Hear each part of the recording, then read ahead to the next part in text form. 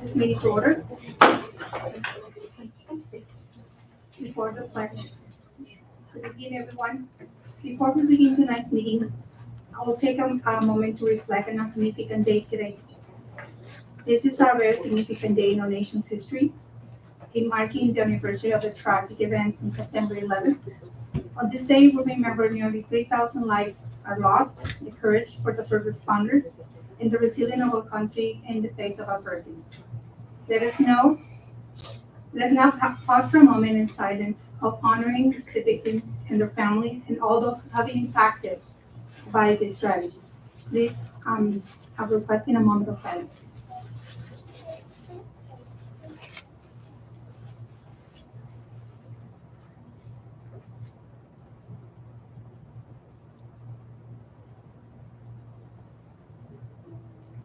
Thank you. We might continue to strive for unity, peace, and understanding of all what we do.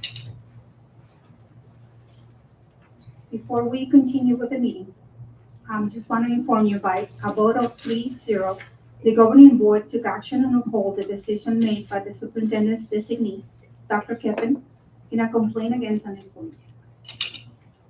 I would like you to please call to the podium to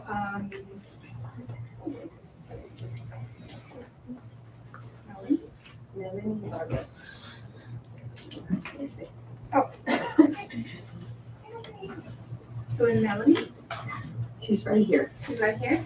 We would like you to go to the podium, because I would like you to join us and to her to the Pledge of Allegiance. Okay. Melanie Vargas, thank you. Thank you. Please follow. Please stand. Place your hand right over your heart. Right hand over your heart. Ready? Begin. I pledge allegiance to the flag of the United States of America and to the republic for which it stands, one nation, under God, indivisible, with liberty and justice for all. You may be seated. Thank you.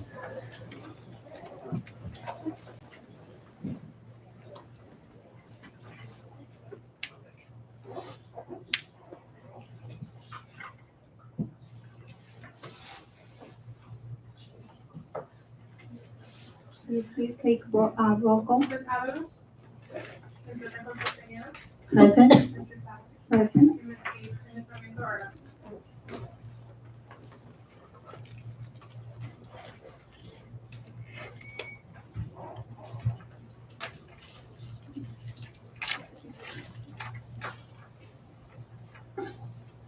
Item 5 is going to be presentations.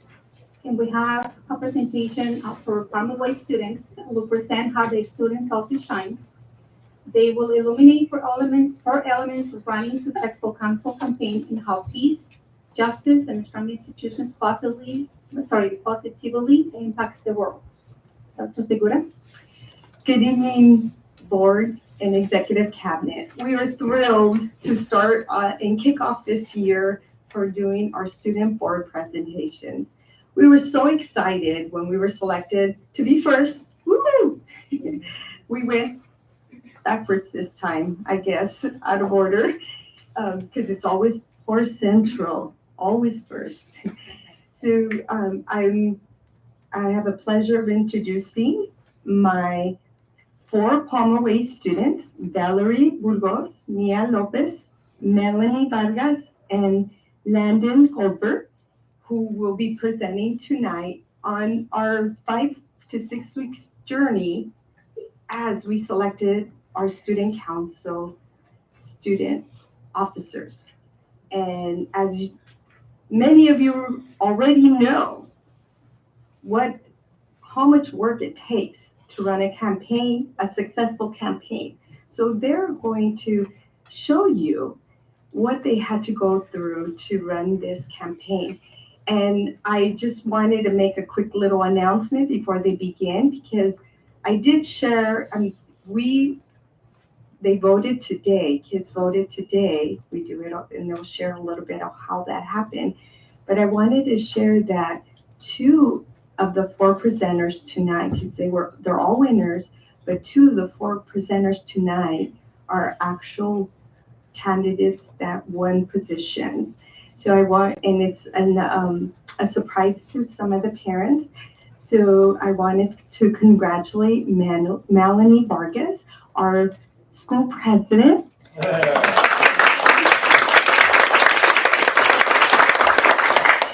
And Mia Lopez, our activity director for 6th grade. So I did list our today's objective, which Ms. Lizarraga shared already. But with that, let's get started. The first element for running a successful campaign is meeting the criteria.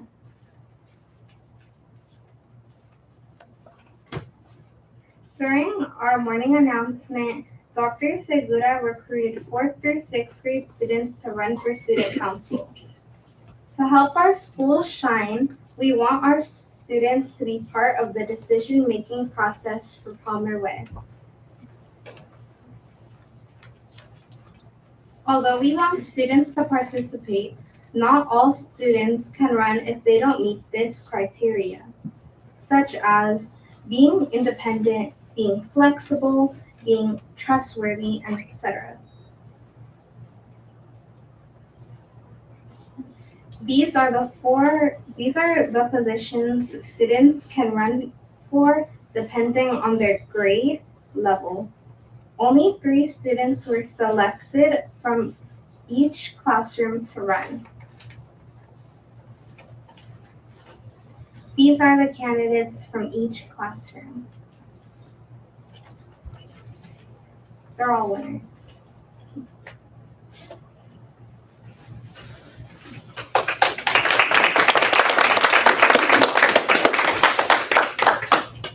The second element for running a successful campaign, presentation. Candidates met with Dr. Segura to prepare for their campaigns. We met with my teacher to review speeches and posters. Permission slips signed by my parent. Student Council will be focusing on Global Goal 16, peace, justice, and strong institutions. We will strengthen Palmer Way by demonstrating compassion for others, fighting for justice, making sure every student feels safe. This is how we will make Palmer Way shine. Take a look at this short video.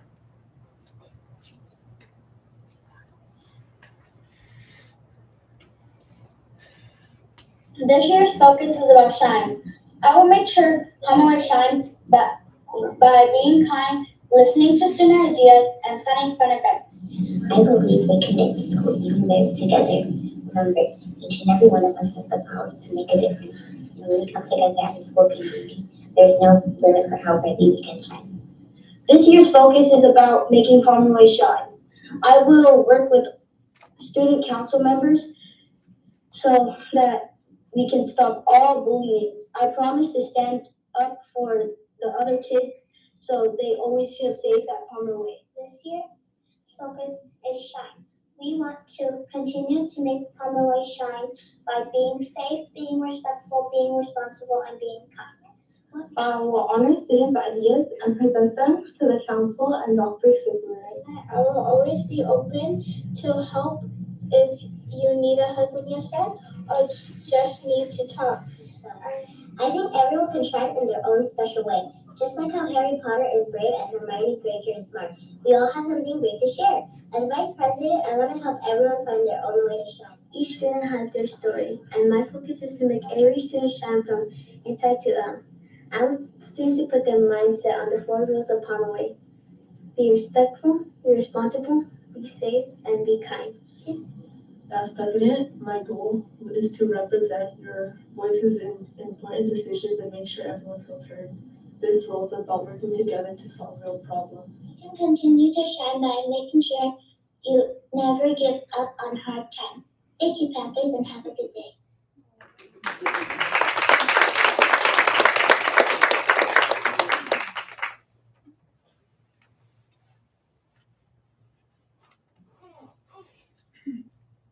How we campaign. We prepared our speeches, hung our posters, and distributed pins and stickers.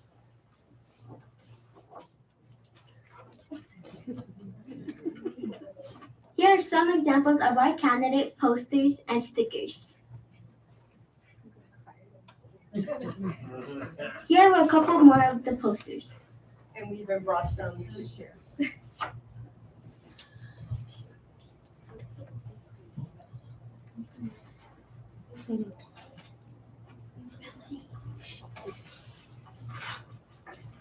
The third element for running a successful campaign, know your why.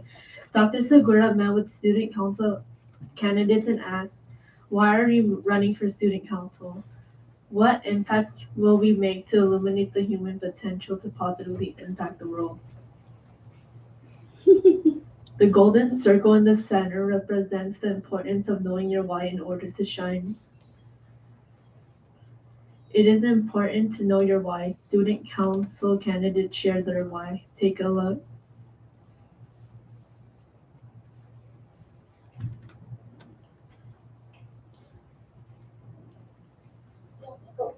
I will illuminate the human potential to positively impact the world by making sure everyone gets to be treated with kindness and respect. I will illuminate the human potential to positively impact the world by being kind and brightening up everyone's smile. I will illuminate the human potential to positively impact the world by finding activities that help build community, help students mentally, emotionally, and academically. I will eliminate the human potential to positively impact the world by helping kids become better writers. I will illuminate the human potential to positively impact the world by being a good role model, helping kids follow the Panther way, and being a good leader. I will illuminate the human potential to positively impact the world by including others, making sure they have a friend. And I've been in this school since TK, so I've learned a lot and built a lot of connections with students and teachers. Human potential to positively impact the world by making kids in our school feel like they are heard. Eliminate the human potential to positively impact the world by spreading kindness and being respectful. Just like how the members of Dumbledore's army work together to stand up for what's right. I believe that if we work together, we can make our school a place where everyone feels important and included. I will illuminate the human potential by speaking out for the students who cannot speak out for themselves and are not confident in their abilities. I will illuminate the human potential by never giving up and raising your voice by making good choices to improve your school year. I'll eliminate the human potential to positively impact the world by being more proactive and nice students and classmates' lives.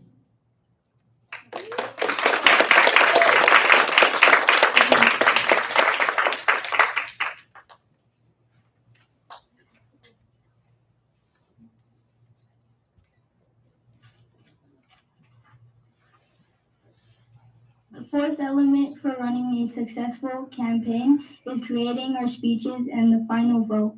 We thought about what we wanted to include in our speeches, Dr. Segura provided us with guidelines. A big thank you to Mr. Bland for recording our speeches in the iMovie. Speeches were shared electronically with 3rd through 6th grade classrooms. Students voted electronically through a Google survey. This made it very easy to get the final results. Dr. Segura announced our student council winners this afternoon. The 4 of us were in Dr. Segura's office when she announced the results. We felt excited and scared at the same time. Here are all the winners. We were happy for all the candidates because we are all winners. Here are the results for our activity directors.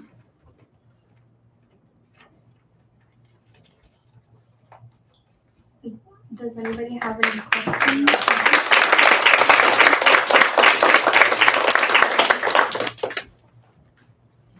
I do have questions.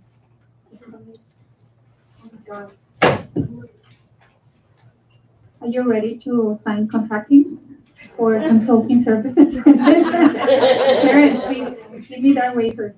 So, thank you so much. I would like to acknowledge that this is a very hard work, and I just want to honor that. Thank you so much for what you do. Once I heard that if we can make our actions and decisions based on what the kids think, how beautiful world would be. So thank you so much for that, and that makes me ahead. I don't know if I'm allowed to cry, but I might do it later. But thank you so much. This is very, very, very sensible for us because you can run a company for everybody now. Thank you so much. Thank you. Dr. Williams? Yes, I would like to know, how many of you were on student council before this year? Anybody? Or is this your first time? I was on student council last year as secretary. As secretary. And what will be your position this year? This year, I'm being 6th grade activity director. Activity director. Congratulations. Thank you. I would also like to say activity director is a really special position because several grades can run for that position. So I thought that was really cool. Thank you. I also would like to suggest that if you like being on student council and you like serving in that role, please consider running for the school board when you become an adult.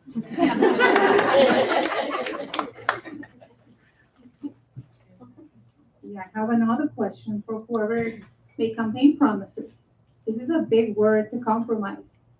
Because when you mention that you have to be a voice for whoever cannot speak, you need to be able to commit to that. And I'm glad that for some reason, when we decide to be here, we're scared now because you're gonna be here in a future time making decisions like us, like we do. It's not hard, it's not easy, but if you can make it happen. So thank you so much for doing that campaign promises. I know now it gave me a change of mind that I need to attach to what I promised before. You're shining. I'm committed to that.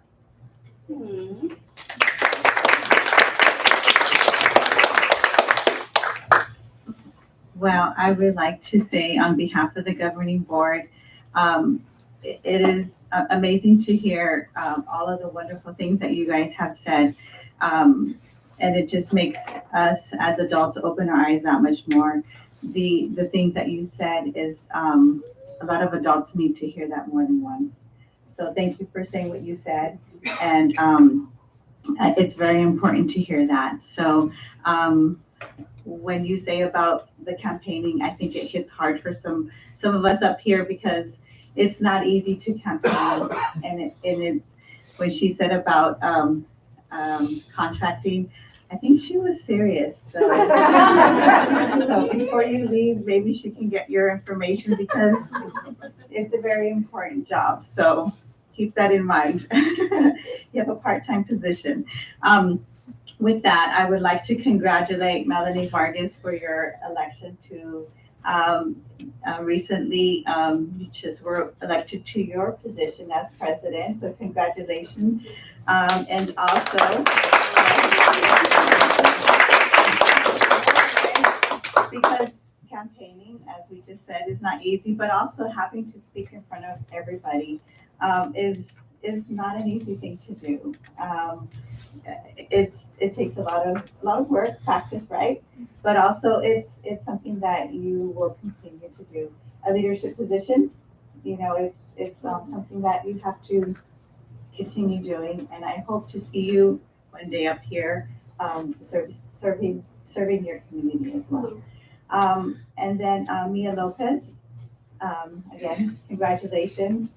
And then, as you mentioned, it's a special role because you get to, you competed with a lot of different grade levels, but you also will be able to service all of your school. But congratulations to all of you for your achievement. Again, it's not easy to be able to present yourself in front of your whole school. I know you guys did your speech in front of a green screen, but everybody was a witness to your presentation. So congratulations. That is not an easy thing to do. And then here presenting in front of the school board, and not to scare you, but it's now on YouTube, right? Everybody's going to see that. So, congratulations. So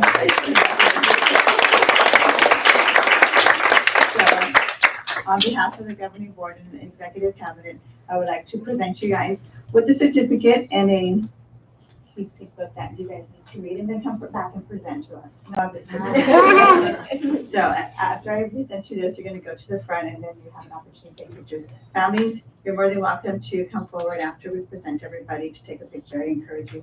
And then you will also go. Melanie Vargas. And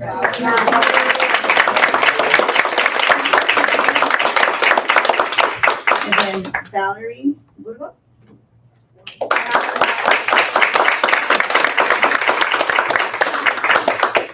And then Landon Beaufort.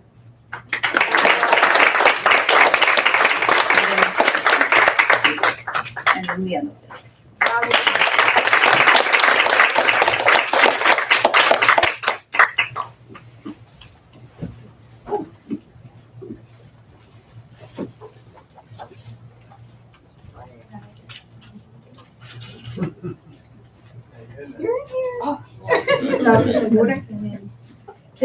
You're in here too.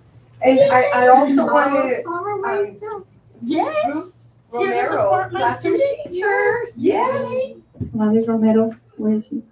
She's taking the Oh, she's the one who's taking the picture. Oh. Students, while they're doing that, one of the authors of that book grew up here in National City. So if you look at your book, Matt De La Pena is an award-winning author, and he went to Lincoln Acres right here in National City. Here we go, ready? And I want to say also how much work these kids did and just putting their speeches together, and Mr. Bland was super impressed, but that's because of the work that the teachers did. That was part of it. They had to check their speeches, practice with them, and that was the recordings. He said it was first time, and you guys just saw a little bit. I just took out, I videotaped just those pieces, but if you see the whole recording, it makes you want to cry. Oh, yeah. We almost did. We almost did. They're 17 minutes long. I mean, when you combine all the kids, it was wonderful. So, Bravo for the support of the teachers. So Mr. Bland, another round of applause for the start, please.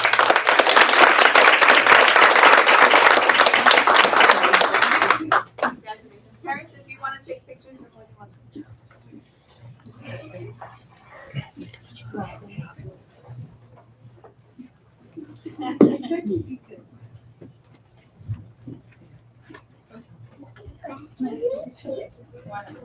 You can enter the beginning. 1, 2, 3. Put your certificates up in that. Oh, there you go. There you go. 1, 2, 3. Bravo, Carmen Way.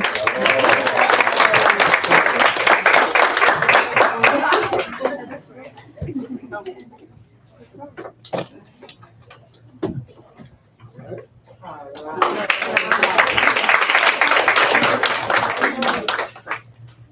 you, and continue with our agenda today. Item 5A is to recognize Paulina Topete, Palmer Way, as a National Schools District Shine Volunteer.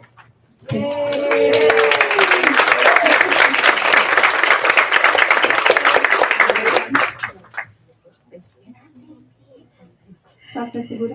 Yes. I want to just introduce Paulina Topete. She is not only one of our campus student safety assistants at Palmer Way. So she's there with all of your kids every day. And she's always willing to come in early and help out anytime we need her. And with her flexibility, it's just incredible.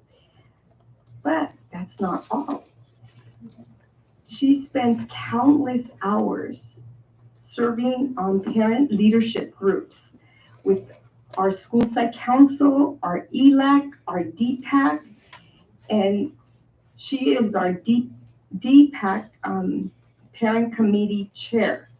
And she makes sure that she prepares for that meeting and makes sure that that meeting runs so smooth.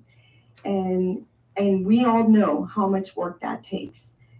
And she's, like I said, she's willing to go above and beyond and spend endless hours in supporting Palmer Way School. In addition, Ms. Topete has earned the respect of all Palmer Way teachers, parents, and students for her endless contribution and dedication to our school. Thank you so much, Ms. Topete. We really appreciate everything you do to support our students, our staff, and our community. Thank you.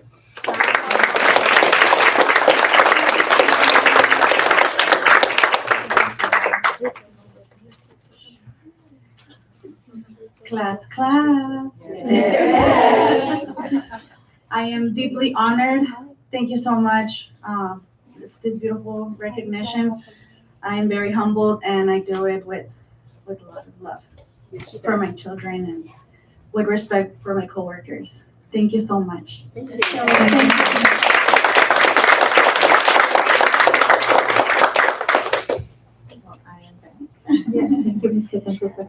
I would just like to congratulate you and thank you for all the work that you do.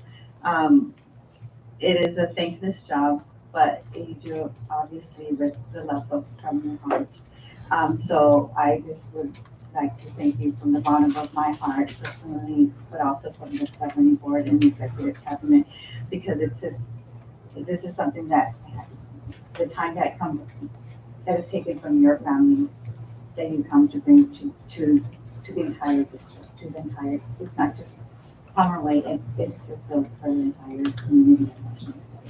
So thank you so much, and thank you to your family for allowing the time away to do this for our community. So on behalf of the governing board, like I said in the executive cabinet, a small token, but please hydrate yourself. You're running around doing everything that you're doing, because obviously right now it's pretty hot, but Especially the PM traffic.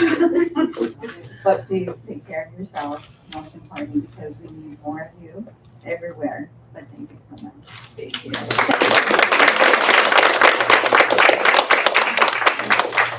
you have family that you would like to introduce? Yes, I have my beautiful children and my husband here. Thank you for sharing her.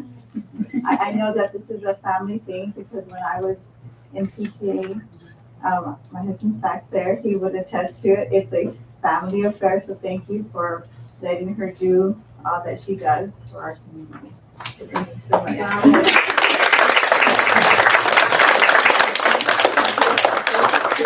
And then family will follow behind. Congratulations, Ms. Topete. So happy for you.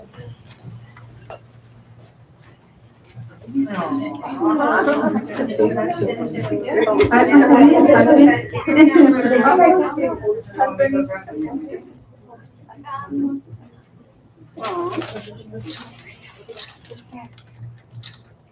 can come in here.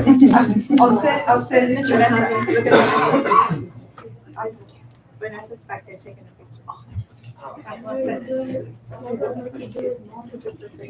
want to make sure I get good ones. All right, ready? 1, 2,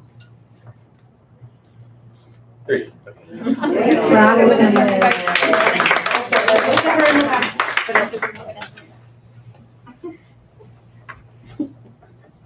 Thank you.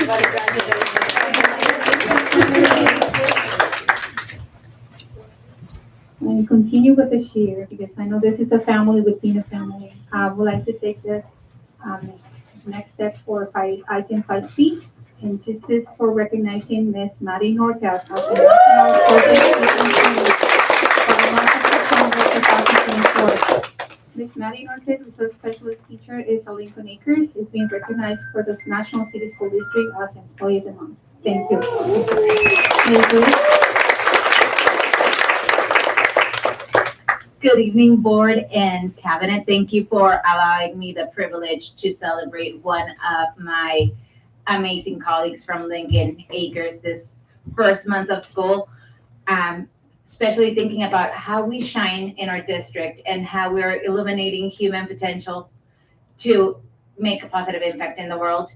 Miss Maddie Northcutt is a great example of those attributes. I was very fortunate to hire Miss Northcutt a couple of years back when I was starting at Lincoln Acres myself. She began along with me in 2022, and from her very first day, the difference was felt. The moment she got into the classroom doors, you could feel she's here. She took control of all the loose ends that were happening, making it look like it was easy to do, and she had all the experience in the world under her belt when she's just barely a baby and starting in her journey in her teaching career. She is highly organized, knowledgeable of her responsibilities as a case manager, and she feels very comfortable reaching out to colleagues to find out answers, pardon me, of things she might not know yet. Her positive energy and thoughtfulness is also highly appreciated. She participates in multiple committees. She teaches after-school learning, has taught home hospital, and will volunteer to anything in the spirit of supporting our students and staff. There is not, oh my goodness, this is happening. I need this, that Maddie woman there. Okay, I'll do it. So she is really broadening and illuminating her human potential by really tapping into maybe those unseen or unforeseen abilities that she has within her. When it comes to her instruction, she is always attending trainings and conferences to ensure she can stay up to date with the best teaching practices. She is the best advocate for her students, for all of her children. She takes pride in getting to know them, building rapport with the families, and supporting them along the way as they are growing through our Lincoln Acres Elementary. Ms. Northcutt always goes above and beyond all expectations, and I am very honored and humbled to have her in my school and seeing her develop as an educator and knowing that eventually she will be out of my little school because she has the ability to share her knowledge, share her abilities, and share her positivity and powers with everybody in our district and our community. So thank you, Ms. Northcutt, for being an amazing human at Lincoln Acres. You make a difference every single day. And as I see you walking around running, as we all do some days, you still keep that smile on your face. And that is highly appreciated and does not go unnoticed. We really appreciate all you do. So thank you.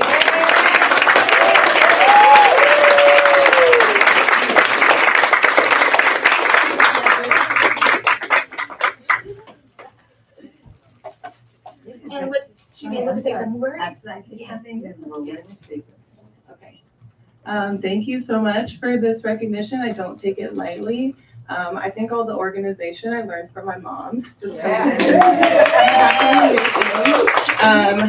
I wrote a couple things to say thank you for so I don't forget, and I don't know why I'm shaking because I talk in front of people all the time. But I want to thank Jesus and my family who support me at home. That way I can come to school and support students. And I want to thank Lincoln Acres. If you haven't heard our name enough, we take pride. What do we take pride?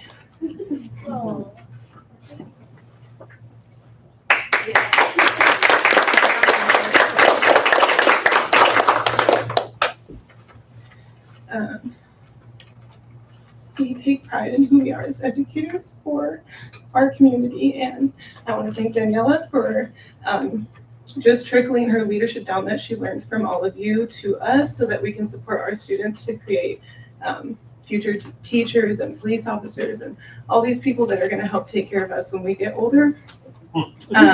Hopefully.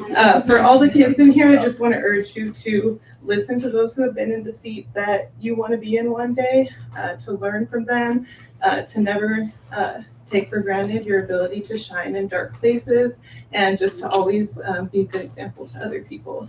Thank you so much.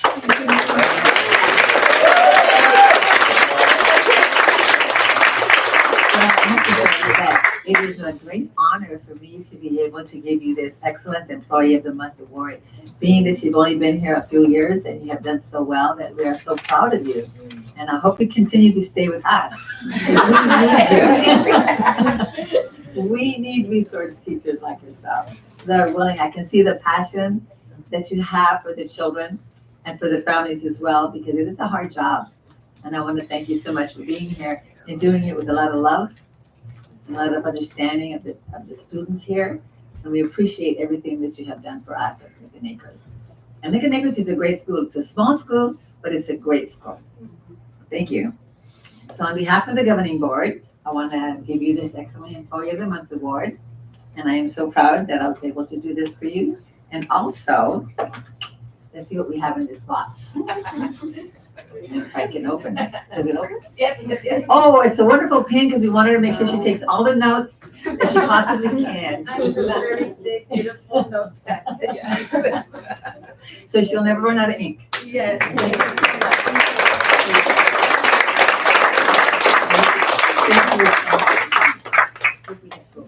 Picture, yes, a picture. And family, you're more than welcome to join. I don't know where I get my I don't know why.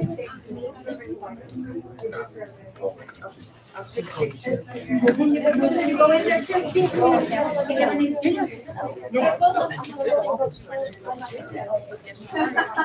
All of Lincoln Acres, come on up. Come on up, Lincoln Acres family. Let's surround her.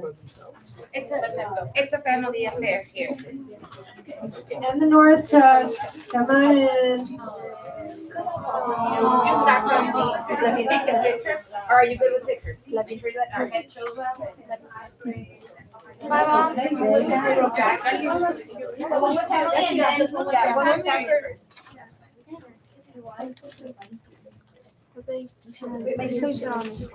room for both of them.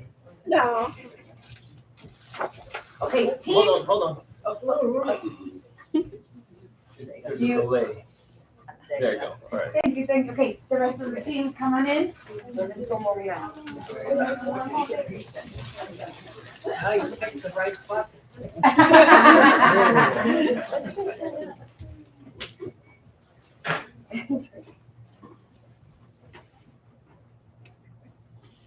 That's a family. Okay, 1, 2. Just in case. Yes. Oh, I gotta go back some more. It's a big crowd. 1, 2, 3. I could slide. Oh, we got another camera. It's okay. We'll get it. Oh, Vanessa. Oh, Vanessa. For the district. You're like, honey.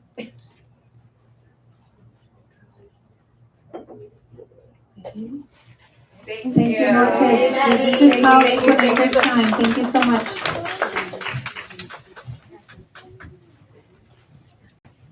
And now item 5D is introducing and welcoming new employees. Dr. Kevin?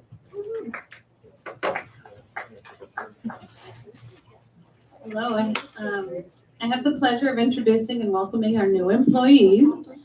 First, I'm going to start off by calling the employees that were able to make it, and then at the end, I'll introduce the employees that were not able to make it tonight. The first new employee is Miriam Calzada. She's the language pathologist district office. If you wouldn't mind coming up, we'll take a photo as we call your name. Ms. Calzada graduated as a speech, language, and hearing sciences from San Diego State University and received her master's degree in speech and language pathologist from the California State University, San Marcos. Welcome, Miriam. Our next new employee is Jessica Romo. She's a teacher at Kimball School. Ms. Romo has more than 10 years of classroom experience.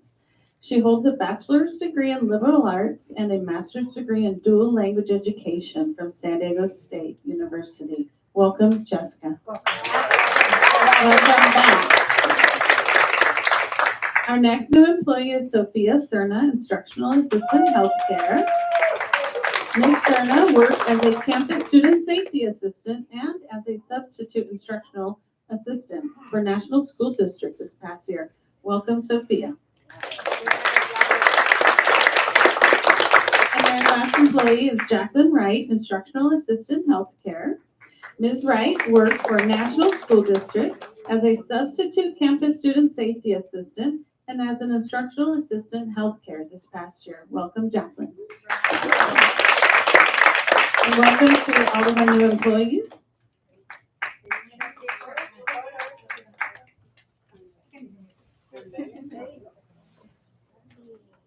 I'm not getting your.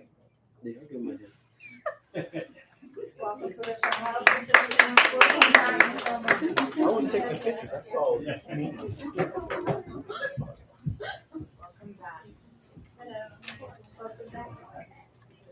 Okay, no? Okay. I have two more employees let's see, one more employee that wasn't able to make it tonight, Priscilla Morales, school counselor, temporary school counselor at Olivewood School. Ms. Morales has experience in the Child Welfare Services system. She holds a bachelor's degree in criminology from the University of California, Irvine, and a master's degree in school counseling from the University of Southern California, Los Angeles. Welcome, Ms. Priscilla Morales. Welcome to all of our new employees. Thank you, Jasmine, and thank you. Welcome to the family again, to the new employees. And now we're gonna jump to agenda item number 6, which is public communication. But before we read the public communication statement, I would like to request if you're more than welcome to stay. This is the business portion of our meeting, and that you are more welcome to stay or leave. Just feel free to go. If you have children that they might do homework, but you're more than welcome to stay. As I mentioned, thank you so much for your presentations, and we're gonna appreciate our speakers for being here.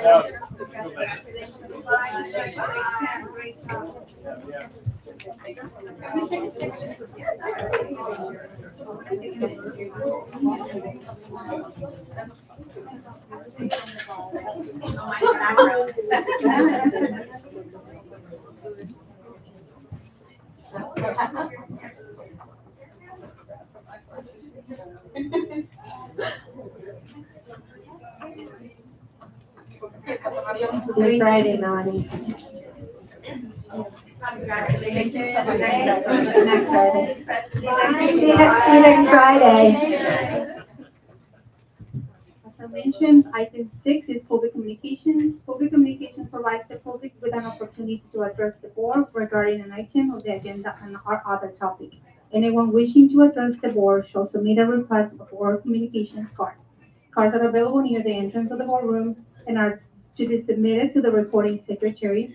A member of the public who wishes to address the board on such matter is limited to 3 minutes for one matter, up to maximum of 5 minutes for all closed and open session matters. It shall be a limit of 20 minutes for any matter unless such a time limit is waived by a majority of the vote of the board. Members of the public might not yield any time to other speakers. No board action can be taken. Now I have 4 cards and will be in order. And I would like to welcome Kelsey Genesi. Can you come to the podium, please?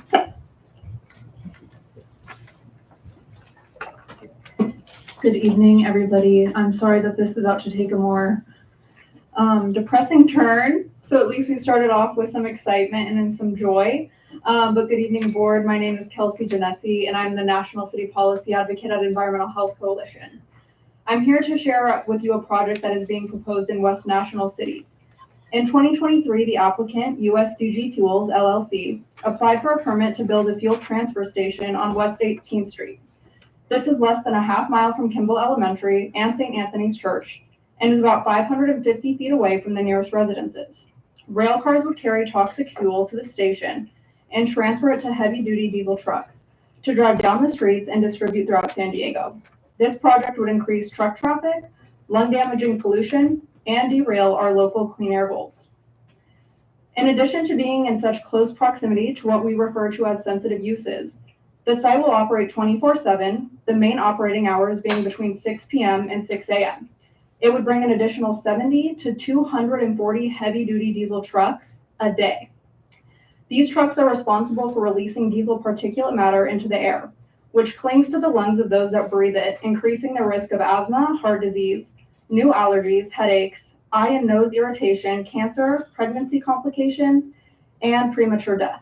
In portside communities, which National City is, 84% of cancer risk is from diesel pollution.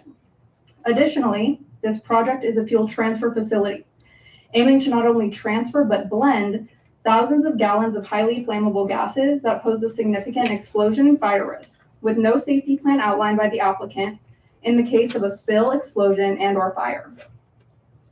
West National City is a community that is overburdened with various sources of pollution. According to the CalEnviro screen, the residents of West National City are burdened with more pollution than 97% of California. Additionally, the marine terminal operations contribute to the pollution, with approximately 70,000 heavy-duty diesel truck trips per year, which is roughly 192 truck trips daily, resulting in residents breathing more diesel-polluted air than 90% of the state. The cumulative impacts of the various polluting sources in the area are harmful enough without the addition of this project. As of right now, the percentage of low birth weight in West National City is higher than 84% of California, and children's asthma hospitalization rates in National City are more than double that of the county average. The World Health Organization has identified diesel particulate matter to be the highest not only near ports, but rail yards as well. They also warn that the impacts of diesel particulate matter often take years to manifest because the particles are so small that they can penetrate so deeply into the respiratory system of our children. This project is a clear threat to the health of residents and children, and the addition of this project has the potential to derail our clean air and climate goals, increase noise pollution, and increase the risk of catastrophic emergency from transferring hazardous and highly flammable fuels. We're sharing this information to ask for your support as we fight alongside community and ask the city to reject this project and prioritize the health and well-being of our children and residents. Thank you. Thank you. Comment number 2 is Ms. Margarita Moreno.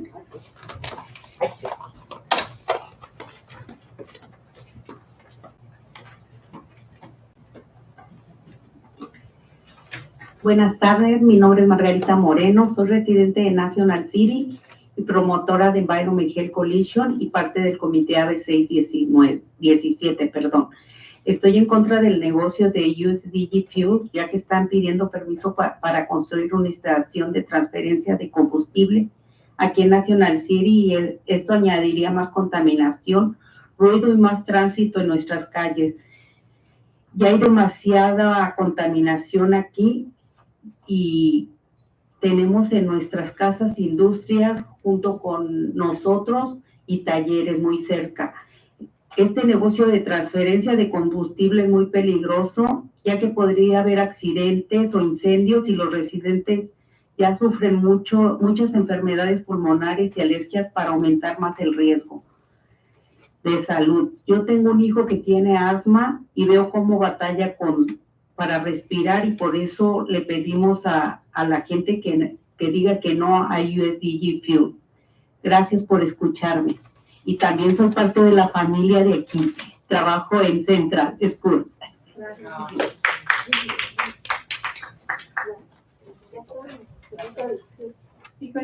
employee is, Ms. Alicia Sanchez.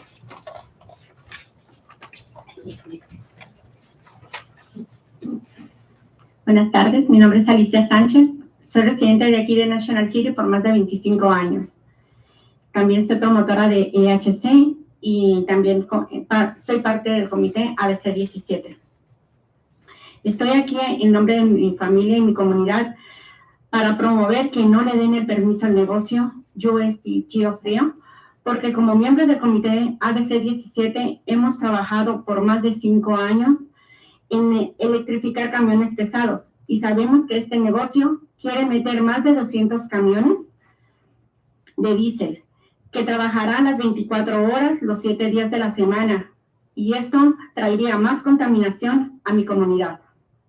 También como EHC hemos trabajado con la amortización para reubicar talleres dañinos que contaminan a los residentes de aquí de National City. No queremos este negocio que nos afectará mucho, ya que se encuentra a media milla de la escuela Kimball, la iglesia de San Antonio de Padua, y cerca de los residentes de Old Town. Ya no queremos más contaminación aquí en National City, porque sabemos que hay un alto porcentaje de asma y problemas respiratorios para todos los niños. Gracias por escuchar.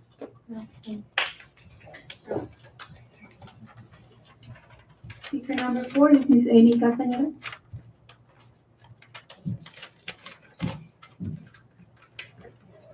Hi, members. Good evening. Thank you for your time. My name is Amy Castañeda. I'm the Policy Co-Director at Environmental Health Coalition.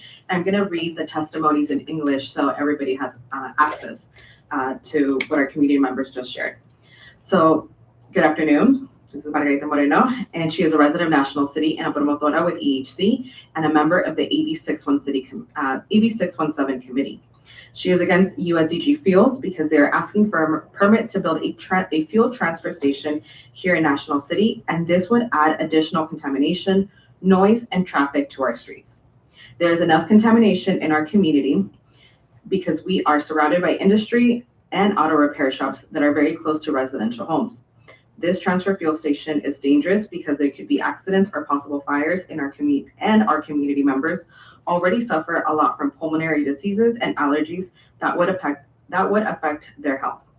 She has a son with asthma, and she can see how much he struggles to breathe. So that is the reasons why she is asking folks to join the fight to say no to USDG Fuels. Alicia Sanchez, she is also a resident of National City for over 25 years. She is a promotora with EHC and a member of the AB 617 committee. She is here on behalf of her family and her community to inform you about the USDG Fuels proposed project.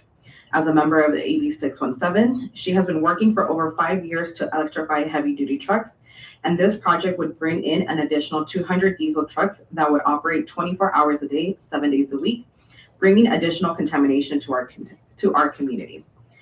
She has also been working with EHC on the amortization ordinance to relocate polluting businesses that contaminate the residents of National City.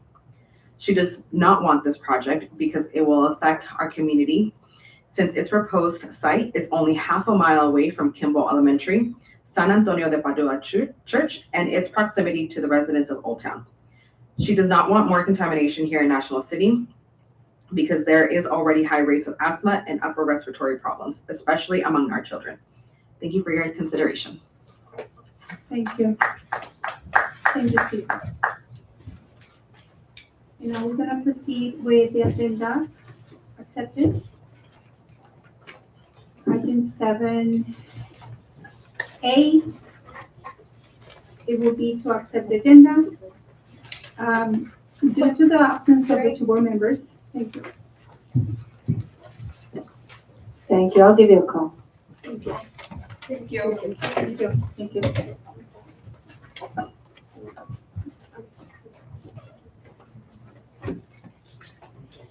I will ask the board to accept the agenda, and I would like a motion to accept it. Motion to approve. Thank you. And due to the absence of the two board members, we recommend to pull this item 13A for the school board of work policies that will be discussed when the entire board is present. So add it to the motion, and the second, we're gonna be pulling this item to a future date. The motion, as the motion, maker of the motion, I accept. I second. Thank you. Please vote.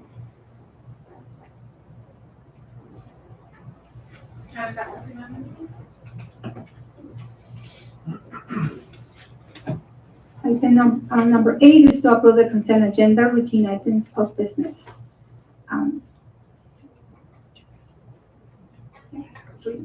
All items listed under the consent agenda are considered routine and will be acted upon one action by the board. It is understood that the superintendent has recommended approval of these items. There will be no discussion prior to the time of the board votes on the motion unless members of the board, staff, or public request specific items to be discussed and are to be removed from the consent agenda. All items are approved by the board will be deemed, considered, and in full and adopted as recommended.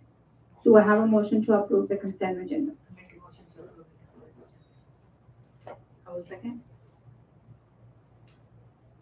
I had a vote for Mrs. Avalos and a second by Mr. Cruz Castañeda. Do I have any other comments? Okay, no discussions? So please vote.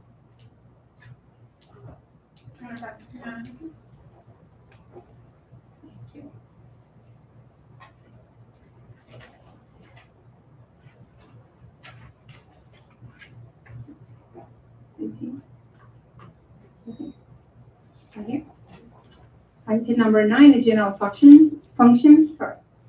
Item number 8 is discuss and nominate CSBA directors at large. Nominations for CSBA directors at large, Asian Pacific Islander and Hispanic are now being accepted until Friday, October 1st. Do I have any discussion, any questions? Or nominations, yeah, thank you.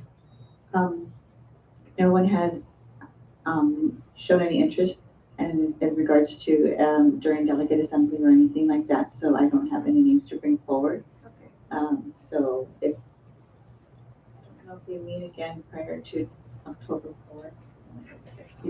We don't. We don't, yeah, so, Okay. so I don't have any names that I can recommend at this time. Mrs. Avalos? Oh, sorry. Okay, I thought you said you're like, do you have any other questions? No. Okay, thank you. So item 9B is to approve contract CT4 231 with Penguin Music Lessons for our Hub project. Penguin Music Lessons will facilitate on our Hub project for Superintendent Student Roundtable to create original music aligned with the United Nations Sustainable Development Goals. Do I have a motion to approve? I make a motion to approve. I will second. I have a motion by Ms. Betancourt Castañeda, a second by Mrs. Avalos. I said. Oh, so you made the motion. I apologize. Let's go back. I have a motion by Mrs. Avalos and a second by Mrs. Trustee Betancourt Castañeda. Please vote.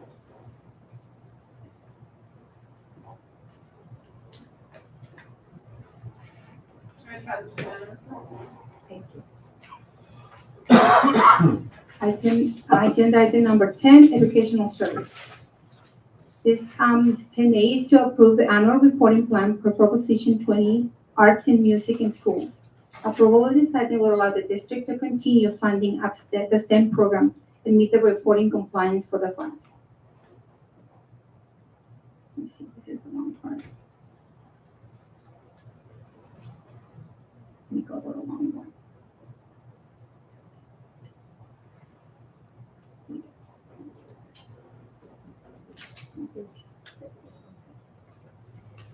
Dr. Kraft? Thank you. Yes, thank you. This was the voter-approved initiative to expand arts in the school districts. It is designed to not supplement, but not to supplant, but to actually supplement existing programs. And fortunately, under the criteria, they did include media arts. which is inclusive of coding. And so we were able to use these funds for our STEM program.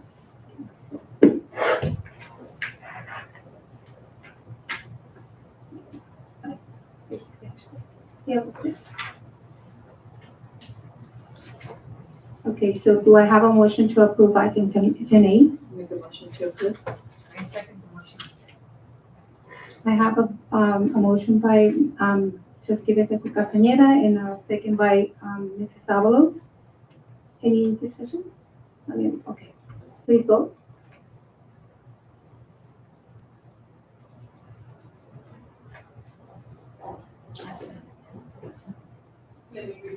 One second. I'm gonna abstain.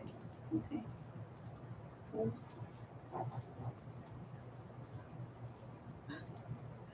I make the motion and then people think Okay.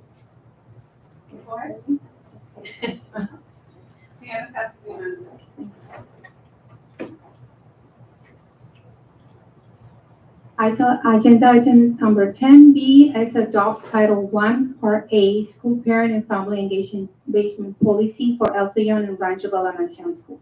Dr. Kraft. Yes, we recently completed federal program monitoring. One of the components is to have the Family Title I policy with our sample schools. Each year, the instruments, which tell you the criteria, come out, and there was a difference. So we're bringing the new template with the attachment here for the board's approval. Any questions? I have a question though, Dr. Kraft. I saw that that component of increasing parent engagement in our very copy with the principals. I'm very eager to see that happens. So I'm glad that the component is there. And I read the entire policy myself, and it's pretty well read and established. Hopefully that will make it happen. Yes, and we'll be doing it at all of our schools, but because of, you'll see this come later with the rest of our schools, but in this particular case of our time frame, we brought the two identified schools, and yes, we're excited about those. Thank you so much for doing that.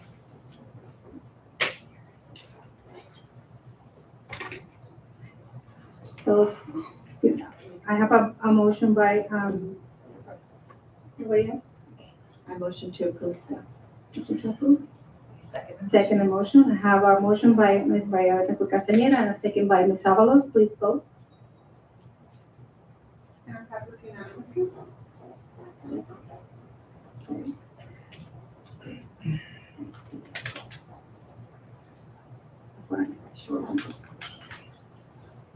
I have now the agenda items, 10C, is 10C? This is forever. 10C is to amend CT 4148 with YMCA of San Diego County. Dr. Kraft. Thank you. We are bringing this back because we did get some additional funds. Well, we didn't use all the funds from the ESSER summer, and we are able to use them for fall intercession, even though it's a short period, so we will be adding that piece to it. In addition, we are looking at having more extensive programming. We want to be proactive and bringing more students and staff in and see a repeat of what we had last year. So we're going to add an additional $300,000 and look to provide more services for our kids. And finally, we do have a contract, is that correct? A grant from written by one of our teachers, and that is targeting after school services, and that will be incorporated through the REACH program. And so all of those factors do require us to bring back the contract with the board to allow us to expense against it. Thank you. Now, for that being said, do I have a motion to amend contract CT for 184 with the YMCA San Diego County? I make a motion to approve. Second. I have a motion by Mrs. Avalos and a second one by Ms. Castañeda. Please vote.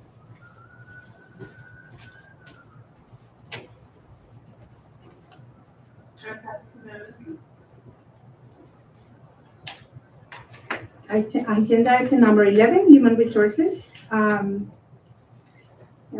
there's nothing to report now. And agenda item 12 is the Business Services. And 12A is to approve 2023-2024 unaudited actual financial report, financial report, sorry.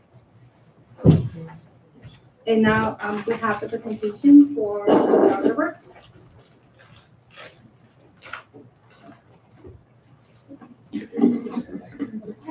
Good evening, trustees, executive cabinet, and members of the public. It is my pleasure to present the unaudited actuals. Now, I want to clarify that unaudited actuals is something that is required of our district and all districts, that before September 15th, we give a review of what the finances were from the previous year, and then the county superintendent does the approval for that within a month. It's also important to remember, in general, the budget cycle. We are talking about last year's budget with this. This is the budget that ended on June 30th of 2024, okay? So this is the year. At that time, we gave a report on the proposed budget for the next year, and during that, we talked about where we felt like the end of the year budget was. The state gives us then a couple months to look at the numbers and make sure that we've done all of our dotting our I's and crossing our T's, and then we come up with our unaudited actuals. After that, you have audited actuals. We get these items audited by outside auditing firms who check and verify our work for the public, for the taxpayers, and for the oversight groups. So now I'll give you a brief look at what's happening out there in the United States, as I try to do. This is by UCLA. What UCLA is projecting, UCLA is very strong economic department, and they do projections for both the state and for the country. What they're seeing for the state is slow growth, slow domestic product growth, higher unemployment than the rest of the country. The housing challenges, personal income is supposed to grow in the coming year, is what they expect. There's the same concerns of homelessness, public safety, and climate, and upcoming national election, geopolitical risks, what's happening in Europe, what's happening in the Middle East, and so forth. All those things present risk to economies, even though they're not here. So that's just kind of the picture of what's going on in the world. That sounds a lot like, last year at this time when we were talking about what was going on in the world, but maybe a little less mystery. Things are solidifying. So you can see there, that's the growth that's been happening over the last few years worth of quarters. We went from negative economic growth. This is a U.S. level, not state. Things improved.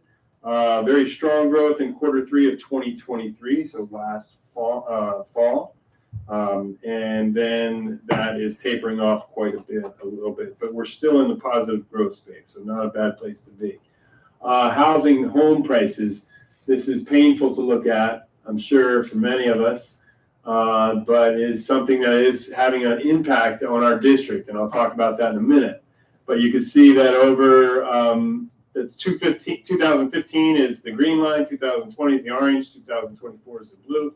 You can see what has happened with housing prices, and there's an impact to that. So in San Diego, you can see that it's almost doubled in just that 9 years. So just to have a house here in San Diego County almost doubled in the 9 years that we're looking at.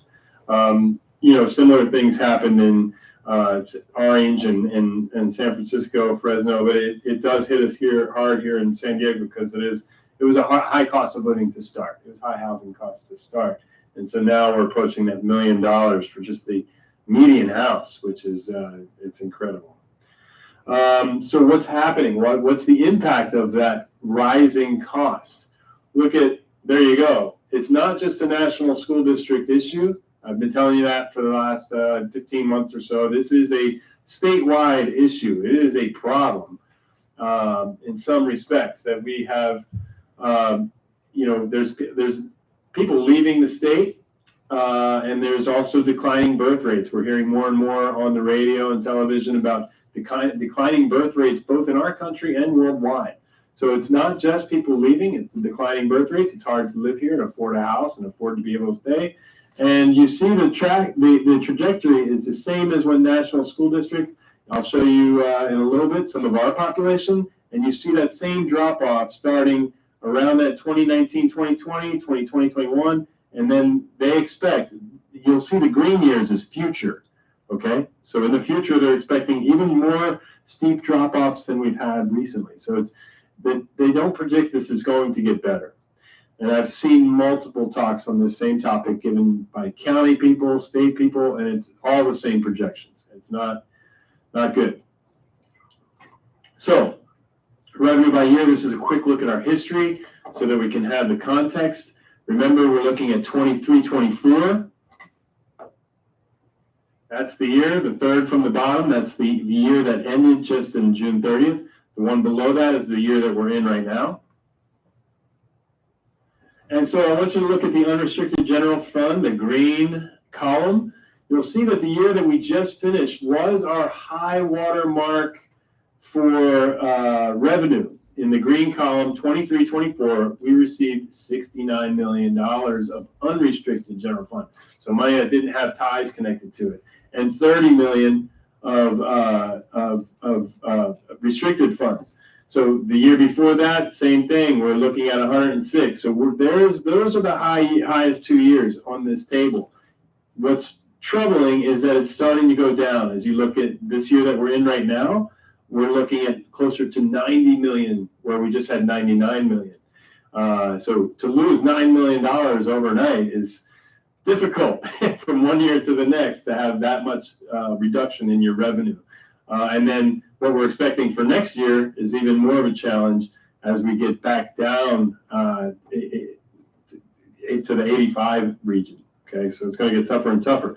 Why is this happening? Because, I mean, we're funding students more and more. COLAs are going up and up. We're getting more money. We're getting more money. We just got 8.22% of an increase of our revenues last year. So why is this happening?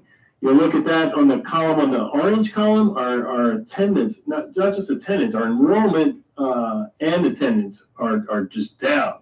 The attendance is coming back up, but the enrollment numbers are down. So if you look in 2018, 2019, there was more than 5,000 students per day coming to school. That's not the total enrollment, that's how many showed up at school.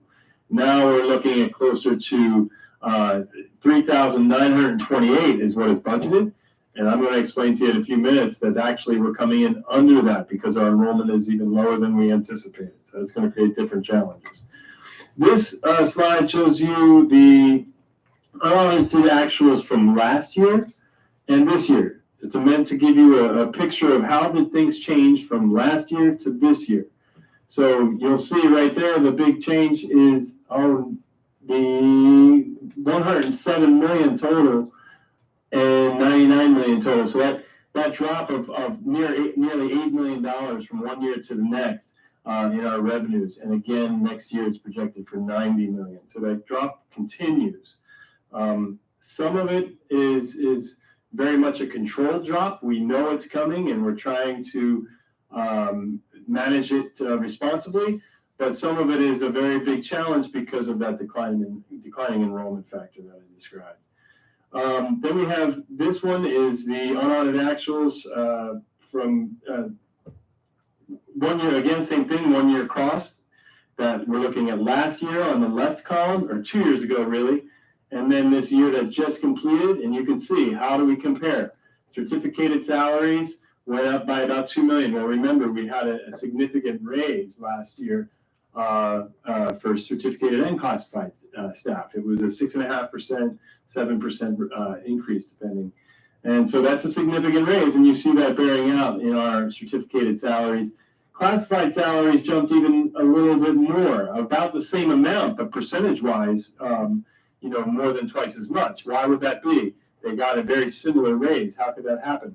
Well, we had to add a lot of staff last year for instructional assistants. We also added additional campus safety supervisors, and we had people that increased time, like our instructional assistants went to full-time and earned benefits.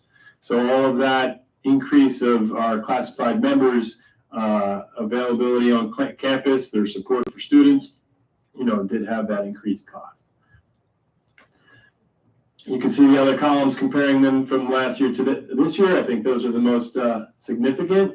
You'll see our expenditures went from 91 million to 101 million just this last year. This slide again it catches that summary as well. You see we spent 1.2 million more last year than we had as revenues, so our fund balance decreased by that amount. We started last year with 50 million, which I remind you, sounds like a tremendous amount. It's like, oh my gosh, they have 50 million. And this year, the ending balance was 49 million for the unaudited actual. So we're coming into this year with that. And again, I remind you that we shared earlier that we expect $18 million more in spending than in revenues this year. So as a result, we expect that amount to drop by that corresponding amount. Commitments, I'll talk about them briefly when there's another slide to support that. I also want to point out here that most of our balances are restricted funds.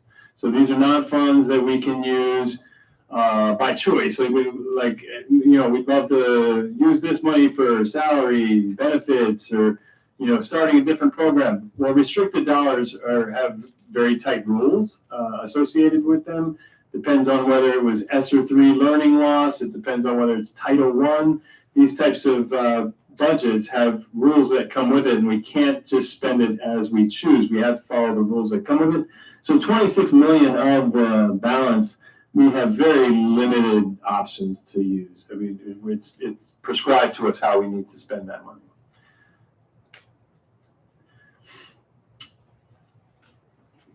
These are the ending balance commitments from the end of this last budget year. Now, what I want to clarify is there's two different things. There's the end of the year commitments, and then there's the new adopted budget commitments.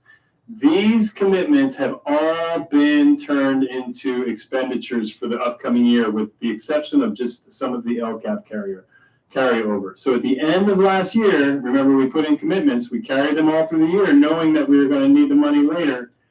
And so what happens is the commitments have now turned into expenditures in this year's budget. So these commitments are helping us do the things that we said we would do 2 years ago, 3 years ago, whatever it may have been.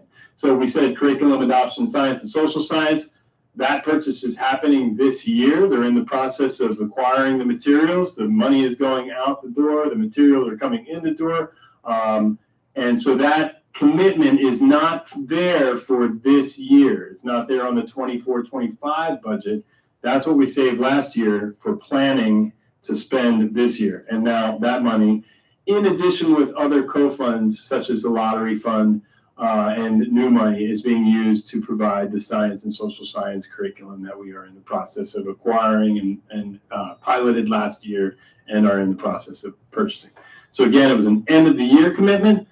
The only ones that we expected, so there's a note at the bottom telling you which ones we expect that we are budgeting this year that are not already committed to be spent this year, and that is some of the carryover from the LCAP, because we always spend the most restricted dollars first.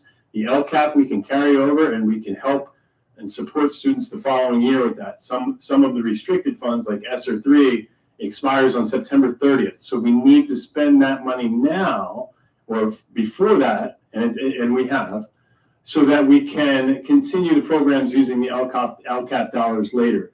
Some of the ESSER 3 funds and similar funds have really stretched what we're able to do in supporting our students with LCAP dollars, and we're using that well.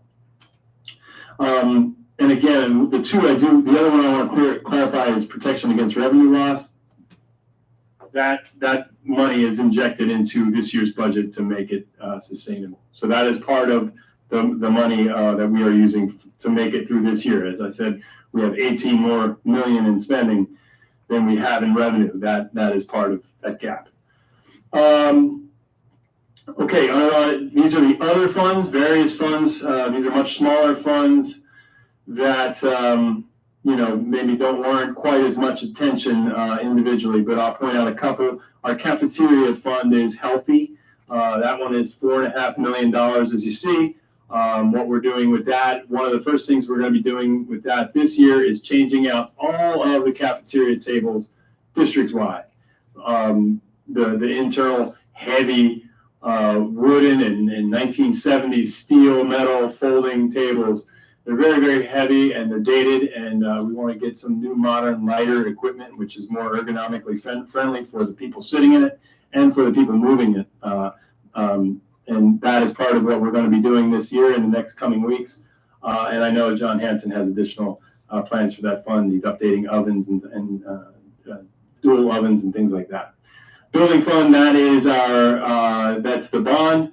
Capital facilities fund, the bond, I will spotlight that next month. We intend on coming back and requesting permission from the board to sell bonds, to replenish that amount back up over $18 million so we can get back to work on our passive travel and facilities needs for students, our safety and access needs. So that, again, we're hoping next month to bring you a board item that shows proposals drawn by our architects, along with hopefully to vote on those and get that bond project, bring the bond dollars coming in hopefully this fall and start the projects by this winter. I think that covers the main one of what I've talked about here. Here again, we see a net decrease. This is the budget. Now, again, this one's not the unaudited actuals. This is more the 24-25 budget. So this is how the unaudited actuals are impacting our current year's budget, okay? So this is the budget that we're working with. Again, the increase that we are expecting, you see it in the top two rows. We're bringing in almost 91 million. Right there. This year. And below that line, the expenditures are approaching 110 million. So again, a lot of that is because the money expires. If we don't spend it, it's one-time money. We have to part with it. We have to do the things that it was provided for, and we're doing that. Whether it's ELOP dollars to improve our extended learning opportunities, or ESSER 3 to support our students in their learning loss impacted by the pandemic. Those are the things that we're working on, and that's why we're spending more money than we're bringing in. We don't want to see that money expire and go away. So we do anticipate, I shared with you earlier that the beginning balance for this year is around 49 million, and we are expecting that at the end of this year to be 30 million. So again, that's not a rate. We can't continue going at that rate. So we do have things that we need to talk about in terms of factors. You know, and this is a slide I shared. It was a slide I shared at the budget adoption presentation. It shows you kind of the false truth we've been living over the last several years, and why we've been getting more money than we otherwise would than at any other time in our history. Because for a while, starting in the blue line is our enrollment. So you see our enrollment coming down. It was coming down before the pandemic. So the idea that it's just the pandemic doing it it's not. It's more than the pandemic. It's the birth rate, it's the cost of living, it's all these other factors. The blue line you see going down from before the pandemic and continuing down. And then what you see is that orange line is how many students are showing up. Okay, so the blue line is how many students are enrolled. The orange line is how many are showing up. And then the gray line is how much funding we are receiving for these students. So you'll see the key is the gray line for this window of time. That's the beginning of the 3-year average. In the pandemic, they adjusted it so that you would get paid for the 3-year average of how many students you had in your district and the ADA that you had in your district. So as you see the lines going down dramatically, the gray line stays stronger for longer. Right? It's staying higher up because it's being buoyed. It's being pulled up by the prior years. These are the years. These years are keeping this line artificially high. So then when you eventually get down to the 3-year average, where we are now out here in the end, and the lines have been low that whole time, there's nothing that's buoying it up anymore, and we're now back to traditionally where you see. This is the picture that we're used to. This is the enrollment. This is how many kids are showing up, and the funding is there, okay? So we're getting much closer to the amount of money that we traditionally would be getting, and that's what's making things difficult, right? We've had extra money to support students and programs, and we're getting back to what's historically normal in California, and it's tough. So I do want to share that we talked about one of the challenges that we do have this year that I'd like to tell you about is that we did have enrollment show lower than we expected for the year. We had a demographic study in 2021-22 that told us how many students we would have enrolling in our schools, and it had been pretty accurate until this year. Unfortunately, there was a bigger drop than the demographer predicted. We had at the end of last year almost 4,300 in the high 4,200s of students. The demographer thought we would have 4,146 this year. We were hopeful, being that we were close to 4,300, that we would. Unfortunately, right now we are not quite at 4,000. So the impact, we've talked in my presentations before, I've shared that to us the impact is approximately $15,000 per student when we don't have a student enrolled. So when you multiply 180 students anticipated by the $15,000 that each student brings in revenue for the district to function, the loss versus what we expected was $2.7 million. So that's a huge amount for 1 year to just lose that amount on what, you plan for, we budgeted for this much, and now we know we're gonna receive less. We have had a history of students building. Again, last year at this time, we had fewer students than we ended up with. The student body built up through the year, and we're hopeful that happens again. But still, we need to plan for the reality and be ready for whatever may happen, whether the students come or not come.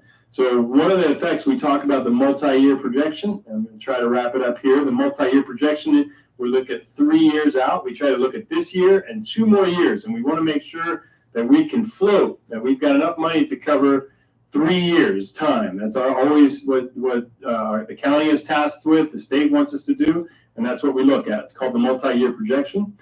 And the county last year, this is last year's letter, they had to send us a letter saying we've analyzed the budget and we're looking at it, and there's a challenge as you keep going 3 years out that the district may not, without change, may not be able to meet its responsibilities, fiduciary responsibilities in 3 years. So the district needs to make adjustments now so that they still have sufficient funds. We're required to keep 3% of our budget in reserve to protect us from uncertain times. So that 3%, we have to try to maintain that every year to stay positively certified by ourselves and approved by the county. So we have that challenge again. We knew that. We adopted a resolution at the budget adoption in June that told us that we were between $2 and $3 million short in the 3-year multi-year projection. So about $1 million a year problem.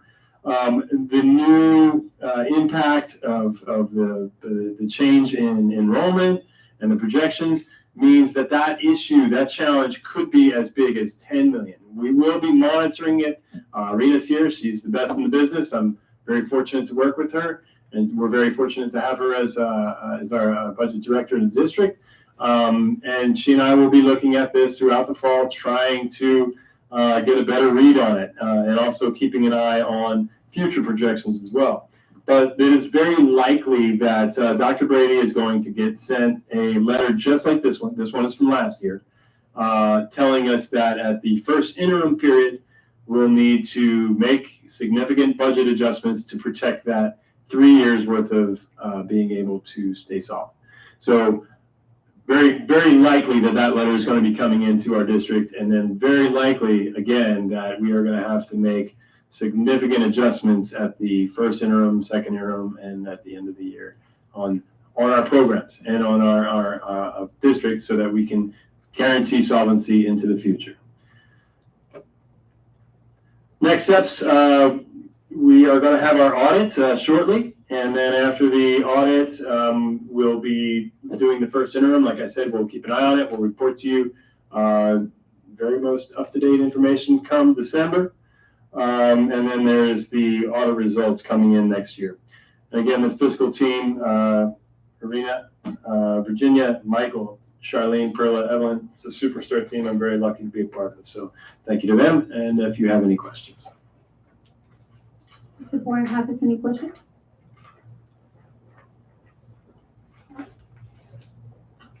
Thank you, Dr. Brady? Wait. I'm sorry. I thought you said thank you, Dr. Brady. I'm sorry. Dr. Brady has a question. Got it. So I just wanted to say thank you to the fiscal team for all the work that goes into closing the books and the work to go behind the scenes and make sure that we're using all the one-time money first. I think you did a really great job in explaining the $18 million in expenditures. It's not that we are creating new expenditures, but that we do have to spend that one-time money down. And the money that we were able to put aside from our carryover, the $7.4 million for uncertain economic times, is part of what we'll be spending this year to supplement the loss of revenue from the very generous revenue we got from the state through the pandemic and some of the one-time money that we had after. So I think that was a really important thing to outline. Can you, you mentioned at the end, we had about a $2.5 million resolution at the budget. Yes. And now it's going to be 10 million. The loss of students is about 2.5. 2.7 per year. 2.7, except for that our trend data shows we'll get between 50 and 75 more kids this year. So Yes. maybe a little less than that. Hopefully. How do we get to the 10 million? Can you just talk a little bit about that? Sure. So it's we're talking about 2.5 million we already knew about that we just made the resolution for just a month or 2 months ago. And what after that is we have to show that we are solvent for 3 years. And so 180 students again equals $2.7 million that we're missing this year. Well, the assumption is that we're not going to get those 180 students back next year, so that it's this year, next year, and the year after that. So each year we're looking at 2.7 million being short. And as you saw on the one slide talking about California broadly, we expected the population to continue to decline. So on top of the 2.7, there's going to be more funding missing on top of that. But right now we're only dealing with what we know for sure, and that is we already knew the 2.5. We know it's going to be 2.7 that we're short this year, or we think, based on what's happening right now, today's data, that will come up $2.7 million short in our revenues this year, next year, and the year after that. That plus the 2.5 we already knew about puts us over $10 million that we are going to have to make a resolution for, or hopefully solve some of that budget challenge in the interim period. But there are always, challenges to that as well, such as rising costs. And of course, we're still in negotiations as well. So there's always challenges and pressures against that budget. Thank you for explaining that. I have a question. Yes. I have a question for you, press your button. Yes, I have one by Mrs. Castañeda, but you want to. Okay, yeah. Now, Thank you, Ms. Alves. Okay, I would like to say our district has done a wonderful job with spending our one-time dollars on one-time expenditures. During delegate assembly, when we did our breakout sessions, I think I've mentioned this during my presentation. A lot of districts have had to do cuts to personnel because they have spent it on employees, and the good thing is that we're not in that position, because when we're spending our money on one-time money, when we're spending our money on ongoing expenses, when that money goes away, then what position are we in financially? That's right. So, the presentation here tonight explains it all. Now, we would be in a very much different position when we have to do cuts with our 3-year projections, right? That's right. So, that just puts it very much into perspective.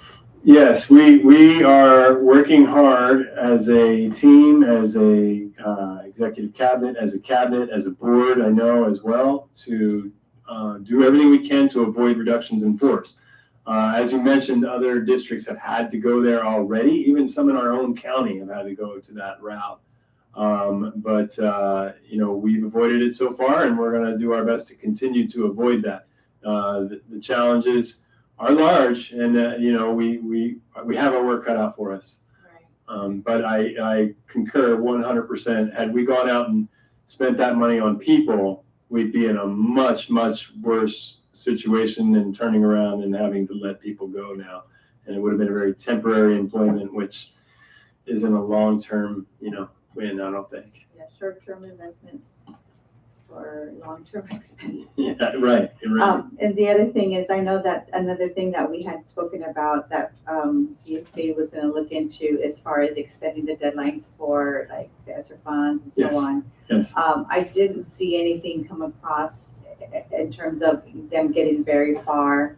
I didn't see any communication. I don't know if there's anything. Yeah, we actually did receive some opportunities to appeal for an extension, but we have been able to spend out the ESSER 3 learning loss, which was even more highly restricted, and then the ESSER 3, which was also for learning loss, but it didn't have quite as many restrictions on what you could spend it on. So there were 2 very restricted categories. We were able to spend them all the way out. Okay, good. So then there were some progress made. Yes, there was. And it's and the deadline on that is September 30th, end of the month. But we're good. Okay, thank you. Mrs. Sábalos? Yeah, I have a question. Well, maybe 6 years ago, we had 6,000 students. Yes. 6,000. We had 6,000 for many years. Yes. And I heard you also say this evening that it was not all of COVID why we lost students. Now we're not even 4,000 students. Right. So what is the reason why we are losing families and students? Are we going to other schools? No, because when you look at the other districts, they're losing. That's not an excuse anymore. You look at the other districts, they're losing. Our district. Yeah, when you look at other districts in our area, they're losing students as well. And across California, yeah, I know South Bay. I don't mean to disparage South Bay. It's a great district and they do great things. But they're going through the process of having to look at potentially closing schools because they've lost so much enrollment. I know personally, I came from Sweetwater, and I know that was an annual topic there. We were down, more at one point. I think it was like 15% of our student body had gone down, and so it's not just. There's 2 of the main factors that they're pointing to. 2 main factors. One is the cost of living and the cost of housing, which was this slide. 6 years ago when you were talking about, or 9 years ago when you were talking about 6,000 students, a house costs $496,000. So you could have a house here and you could maybe have 2, 3, or even 4 kids, potentially. When you take that to almost $1 million, it becomes really difficult. You hear a lot of young people now saying that they only want 1 kid, or they don't want kids, or they only want, no way more than 2. That's what you hear from young folks today. So I think that's very much related to a cost of living thing. And really that is the primary factor. There is some movement inland. Some people are moving to, Riverside and places like that where it's cheaper, San Bernardino where it's cheaper. But a lot of people are heading out of state and they're leaving California, and that's what you see, that migration rate. It's not just a national, this slide tells it better than any. It's not just a national city problem. This is the state of California. And it's just, we're hemorrhaging students right now. Is there, say the private school, like, we have a Samuel Academy here next to Paradise Valley Hospital. Of course, we have our Integrity. Yep. And are they also losing students? Yeah, actually Integrity is not, I don't know about the other one because I don't see their numbers, but I know Integrity has also had reductions in the number of students that they've had. I can't tell you off the top of my head what it was, but they're around the high 300s now. Yeah, 330. Yeah. So if enrollment is close to 400 and ADA might be close to that 330, 340. So yeah, it's a problem. I'm really shocked. 6,000, but less than 4,000. I know. And well, look at, like I said, South Bay was, I think, 5,500 down to 3,200. It's just devastating. I said I can't even blame the Navy anymore because they used to do that because the families would move. Yeah. Thank you, Trustee Avalos. Trustee Castañeda? So, to piggyback on your response, part of my presentation, a couple or 2 times ago, this is something that during Delegate Assembly that we had a discussion about. This is across the entire California. Yeah. And that I presented on. There is only one district that has shared that in that entire California that has had any increase in enrollment. Yep. But this is an entire California problem. It's not a national city problem. It's an entire state of California. Yes. Of an enrollment issue. Yep. So we're not isolated. Nope. This is a cost of living. It's not something we're doing. It's not something we're not doing. No. So that's what CSBA is trying to assist with, to try to help us increase our enrollment. But it's nothing that we as National City is doing. It has nothing to do with our district or anything like that. So it's a California thing that a lot of people are moving out of the state. Yep. They're not having any children, or they're just aging out in terms of like for many of us that stay in the city and they're no longer having children. Well, a lot of people right now, the housing situation exacerbated it because so many people either bought their home or refinanced their home at such a low interest rate that they'd be insane to move now. Like it's like, I got a mortgage at 3%. Right. And if you're going to go buy another house, it would be 7.5%. You're not doing that. So people are staying where they are. The kids are aging out. Right. In places like that this. we've had this discussion in regards to this, but it's nothing that we are isolated and or unique to the problem. But Delegate Assembly, every single time that we have, we meet, this is the topic that California is facing, and no district is unique to the problem. So that we just have to figure out and be creative on how to increase our enrollment. But we can't force people to have children. So we have to figure out how to increase enrollment without that. And one thing that is encouraging is that last year we were talking about a two-headed monster of enrollment and ADA, both being really problematic and attendance being down into the 80s. Our attendance is back up in that 93% range, and the statewide, the attendance is back up. So it's getting closer to normal. We're not quite there yet, but it's a lot closer than it was. Dr. Kraft? Yeah, I wanted to share the phenomena is, and I've had opportunities to speak with colleagues in the central area, Menifee, kind of north of that, inland, also Bromo land. And you're seeing housing being built, and they're affordable. Yep. I think, did your granddaughter just My move? granddaughter moved. So she left National, and so it's, I think one of the factors is the cost of living here. But also I think one of the other factors is that although we've had opportunity where we've had shared housing and we do, where multi-generational families are coming in, is that age out factor.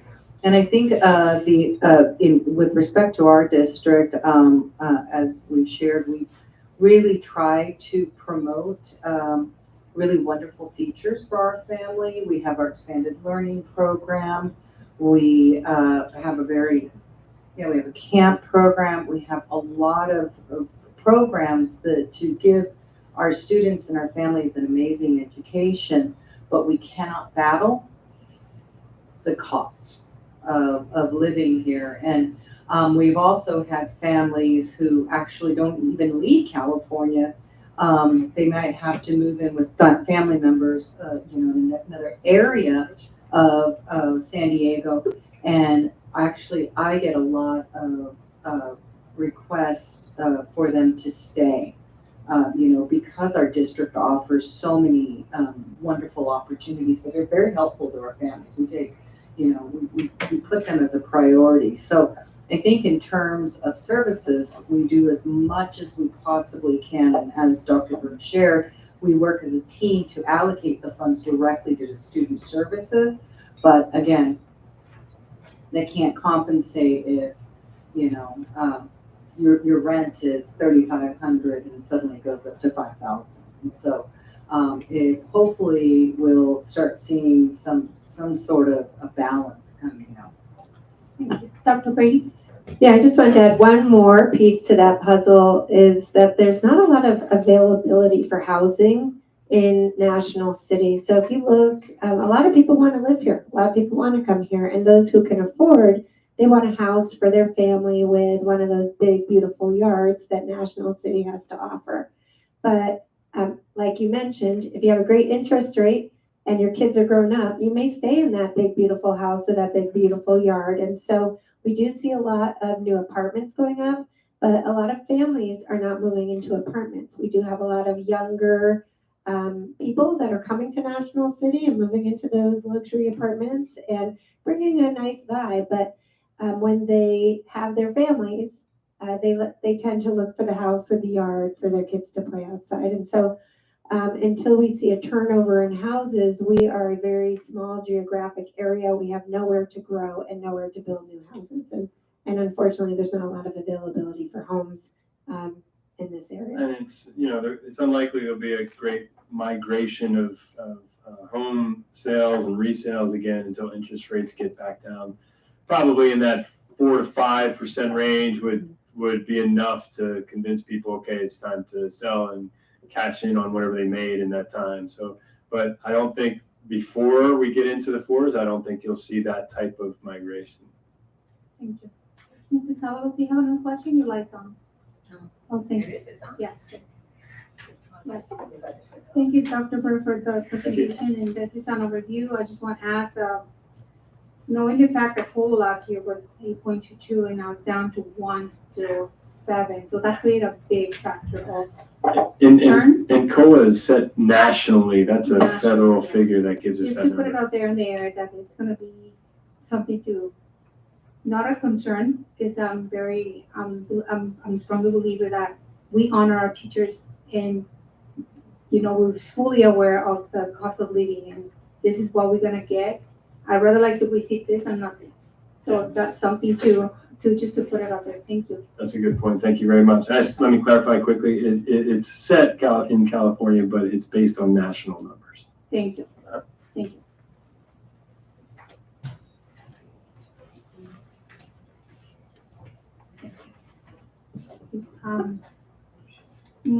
I would like now the board to request a motion to approve item 12A to approve the unaudited actual financial reports. Motion to approve.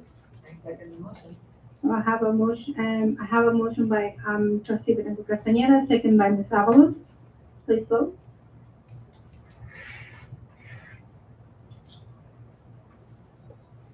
Passes unanimously.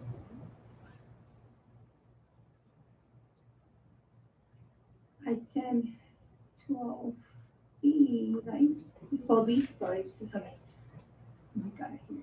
So item B is to adopt resolution 24-25-07.07 for GAN appropriations limit for the 24-25 fiscal year. Dr. Burke.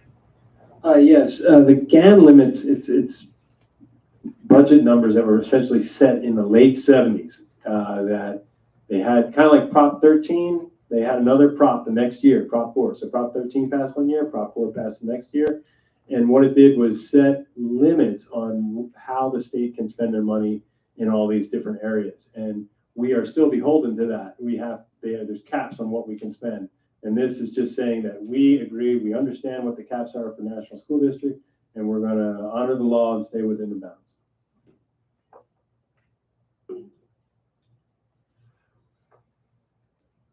Can I have a motion to others in the further discussion? Any questions? So now can I, request for a motion to approve the resolution, sorry, to adopt the resolution 242507 for the appropriations limit for the 24-25 fiscal year. Make a motion to approve. Just a second, okay. I have a motion by Ms. Avalos and a second one by Trustee Blanco Castañeda. Please vote.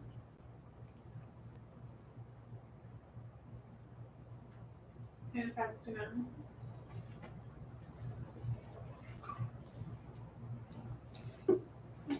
Okay. 12, agenda item number 12C is to approve, contract CT 4216 with Catholic Charities for participation in the Foster Grandparents Program. Motion to approve. I second the motion. Thank you. Dr. Worthy have nothing to say? Okay, thank you.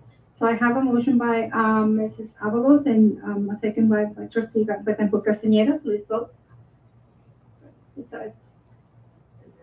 One that? Okay. Got it. So I got a first correcting, a motion by Ms. Betancourt Castañeda and a second one by Ms. Avalos. Now the vote. Thank you. The 12D is to authorize membership of the district administrators in the Association of Supervision and Curriculum Development. Motion to approve. I second the motion. Thank you. I have a motion by Trustee Betancourt Castañeda and a second one by Mrs. Avalos. Please, vote. And it passes unanimously.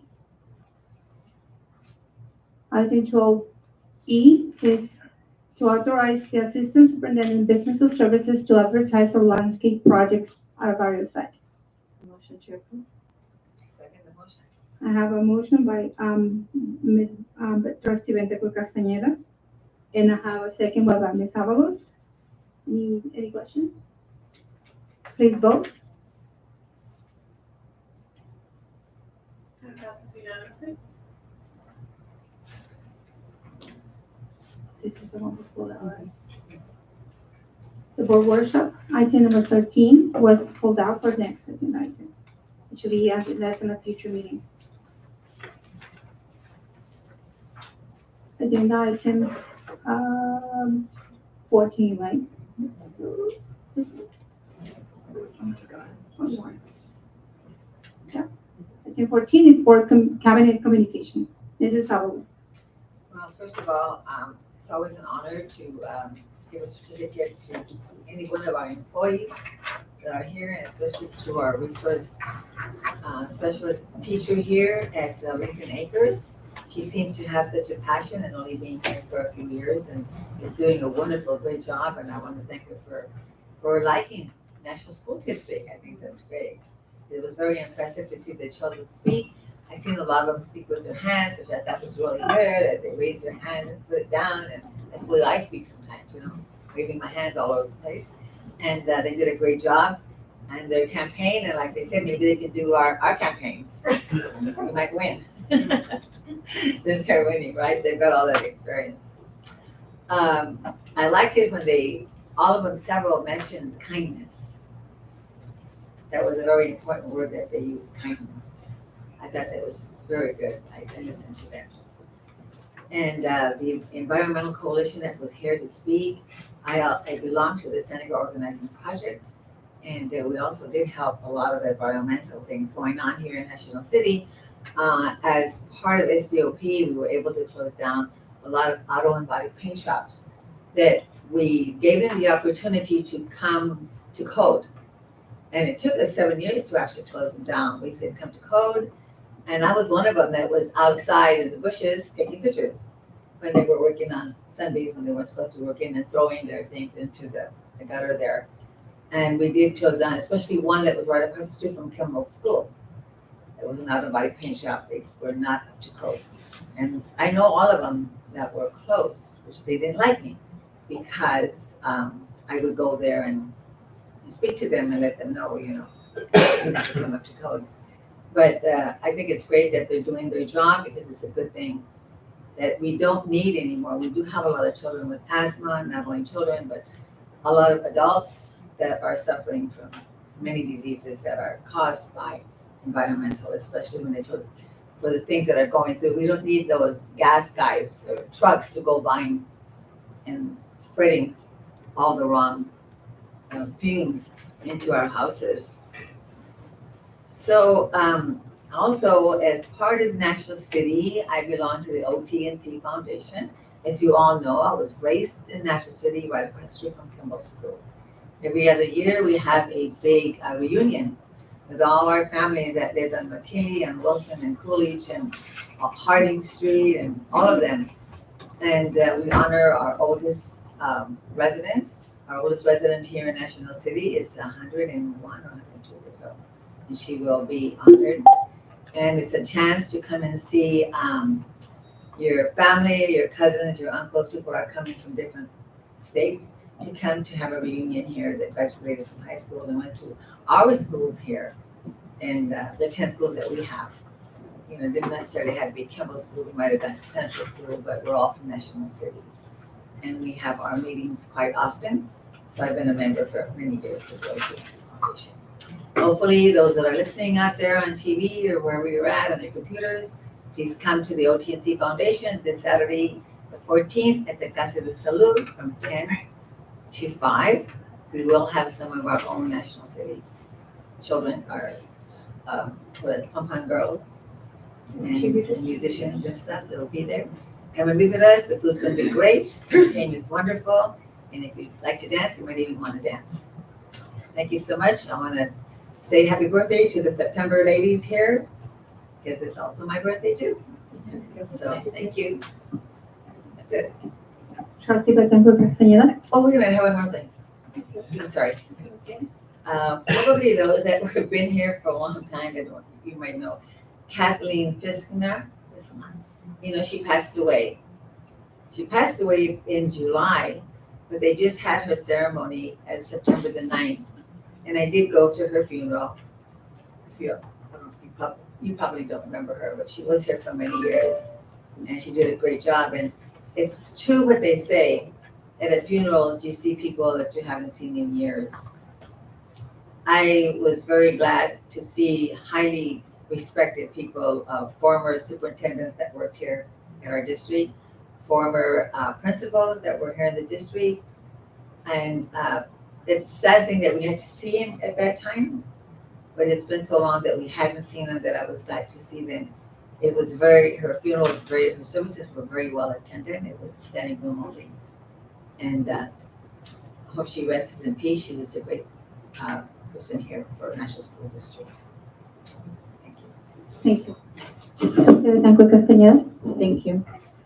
We'd like to congratulate our students from Palmer Way on their presentation.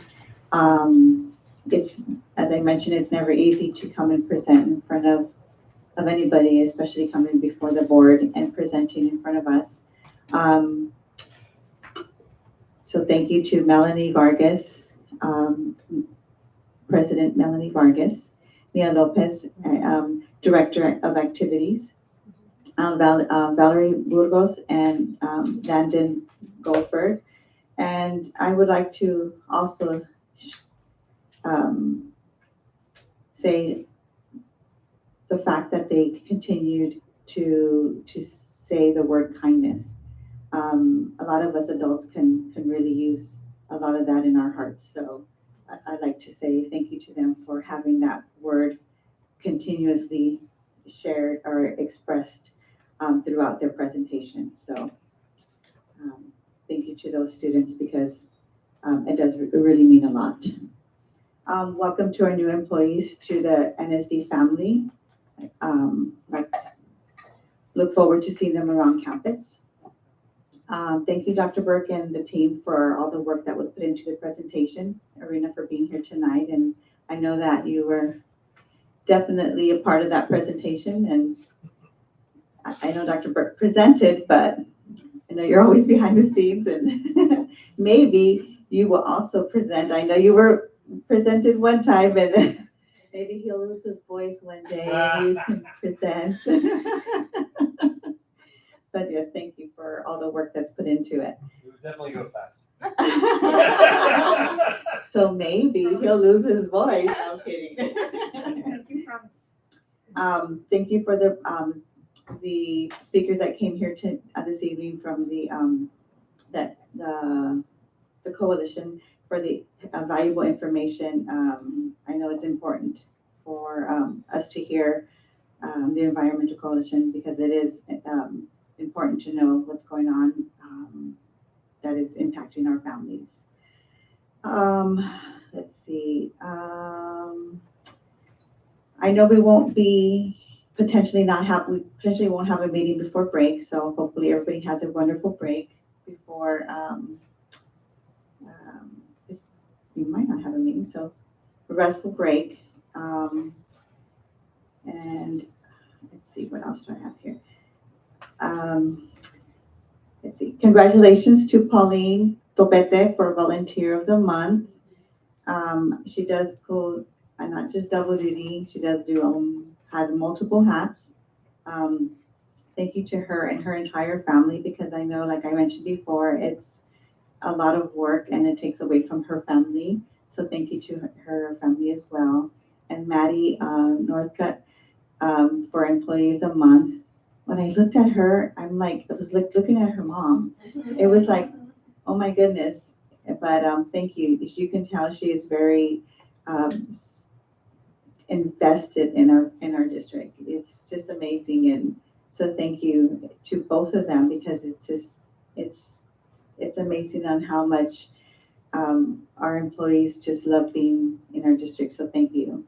I'm gonna try to say this without crying. Soon I will be dropping off my son. So he's a product of our district. Many of our teachers have known him as I was pregnant of him, and now he will soon be going off to make our district proud at the University of Oregon, studying human physiology. So some of you here known him since he was little, and some known him as he's been a young adult. But so he will hopefully come back as soon to be Dr. Danny, working on our body parts. But he will become going as yes. Yes. I have one already partially Dr. Ernie. The other will be Dr. Danny, and but he is they are products of the National School District, and that could not be done with all the work that our district does for our students. So that is something that I pride myself on the fact that our district is doing wonderful things for our students. And so thank you to all of our teachers, our staff, everybody who has had a hand in my children's lives and helped me mold my kids to the children they have become. So thank you. So thank you to our teachers, everyone who has helped raise my children. And with that, I just want to say happy birthday to our September children. September birthdays, and thank you to my wonderful husband for being here and supporting me here. She's all yours now. So have a wonderful evening. Thank you. Thank you. Dr. Burke? Yes, I just wanted to again thank the fiscal team. It's an honor to work with them, and it's a pleasure. It's a great team. I also wanted to say that Catholic Charities is the one that helps run the foster grandparent program that we just approved. If you're interested, you're in the community and you want to be a foster grandparent to help and come and get involved with our schools, you have to go through their office. And I just want to point out that the phone number is 619-323-2841. Again, Catholic Charities to be a foster grandparent, 619-323-2841. And thank you for your interest. Do you actually have to have grandchildren? No, you get to come as a group, and you don't even have to be a grandparent. You don't have, you could just be anybody that wants to be part of the program, and then you can be a grandparent for our kids. Practice before. Yeah. Dr. Griffin?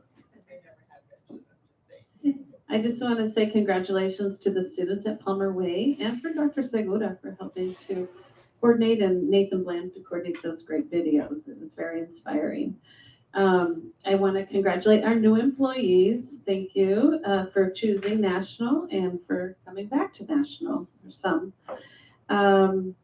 Also, Ms. Lopete, thank you for volunteering at Palmer Way. We can't do this without you, and we know it's a partnership, and we appreciate everything you do. Ms. Northcutt, Maddie, we appreciate everything you do. Congratulations on Employee of the Month, and we're so happy that your family was able to join and celebrate with you tonight. I just want to say thank you to the HR staff who was at the job fair today with the National City Chamber of Commerce at the Southwestern College. It took a lot to put that together, so thank you to the HR staff. And finally, just want to say happy birthday to my daughter who turned 16 on Saturday. So happy birthday, Mackenzie, and enjoy your break when the time comes. Thank you. Thank you. Happy birthday to her. Dr. Kraft? Well, since we're doing birthday, I'll shout out a happy birthday to my mom. Today is her birthday. Happy birthday to her. She's 79. Cool. I wanted to remind everyone, and hopefully we have lots of people coming, that there is the Family Summit at Olivewood Elementary on Saturday, October 12th from 9 to 12. And I'm hoping that we will have a great turnout. We've got lots of wonderful things planned. With that, thanking the educational services staff. There's always something coming out of there. The district resource teachers have been extraordinarily busy doing professional development. The administrators have been working very diligently and helping to ensure program structures, expanded learning are all in place. And they've just done a really wonderful job. So, and then I'd like to thank the Kimball staff. We had an amazing visit. And it was just wonderful to see how amazing where the kids are. And right before break, it seems like we didn't even have it. They were so on point with everything. And I'm excited for our new and returning employees to join our family. It's a wonderful place to be. Thank you. Thank you, Dr. Kraft. And Dr. Brady? Yes, I just want to thank you to our clerk, Trustee Lizarraga, for stepping in for our board president who was not able to make it tonight. You did a wonderful job. Yeah. You may have to take this job on sometime in the future. But you did a great job. Thank you for the moment of silence for 9/11. This is a somber day. Our flags were at half staff. It's been many years now. 22 years, but it is always a reminder of the great country we live in and the people that lost their lives in a senseless act of terror. So just thank you for taking that time to honor those people tonight. We appreciate that. I also want to send my condolences or congratulations, I'm not sure, to all of the parents whose children are at 6th grade camp this week. I saw many cheers and many tears on Monday when I was out with President Gates at Central as the buses pulled away from the school and the kids headed up to Camp Cuyamaca. We have 4 schools there this week, and the kids we hear are having an amazing time. And I feel proud to be in a district where we're able to cover that cost for all of our families and to take that burden off of the schools so that the focus can stay on academics. So thank you to Dr. Kraft for making that a priority and listening to the people in the LCAP committees that brought that forward many years in a row and for making that happen. And to the board for unanimously approving and actually fighting over who was gonna approve it with the first and the second. We do appreciate that. I'm always blown away each year when our students start presenting. Today, the students, for the very first one, the level of presentation skills, they certainly do shine. And I love that they talk to a governing board who does campaigning about how to run a great campaign, to make that connection to the political world, to understand what you do and to make those promises of what they're going to do at their school. It was just really special to see, and I think they really truly are illuminating human potential to positively impact the world. I want to say happy birthday to Trustee Lizarga, to Trustee Avalos, and to Trustee Gates, who have birthdays today. We do have cake for anyone who would like to join us after the meeting for just a small piece before heading home. And good luck to Danny Castaneda, my student who's heading off to college. Your child. Thank you. Thank you, Dr. Winnie. Well, because to say that if reunion without a cake is just a meeting, so let's celebrate. So thank you for all of us tonight, and I was blown away by the campaigning program that potential I might hire later. And I was so inspired, but then congratulations to the student roundtable that I potentially will come to that one. I already called them because I see them working with Dr. Radio on Fridays. So I see that potential there that is already built up in their minds. And I totally back up on that environmental, sustainable global goal number 16, which is totally so in alignment with our speakers tonight. And hopefully we can make an intervention. This is not a political issue. This is a environmental justice issue that is impacting, I think, 4 of our schools, which is Central and Hollywood, and also Kimball and generally. So potentially those 4 schools are going to be impacted strongly by the traffic pollution, by traffic congestion, by by air quality. And regionally, we consider that one of the number 1 polluted areas in the whole region. If I can be have the audacity to call them the first one in the nation, according to the environmental impact reports. So hopefully we can do an intervention, and this is going to be a great fit for the students to shine about what they want for that goal specifically, and still see that happens. And I'm a strong believer in collaborations, and this is a super important piece of that. Earlier, I saw the fire department in National City doing and honoring the intervention that they did as a team for 2 weeks in 2011. But that is 2002 this happened, and the terrorist attacks on they went to Ground Zero to help all those in need.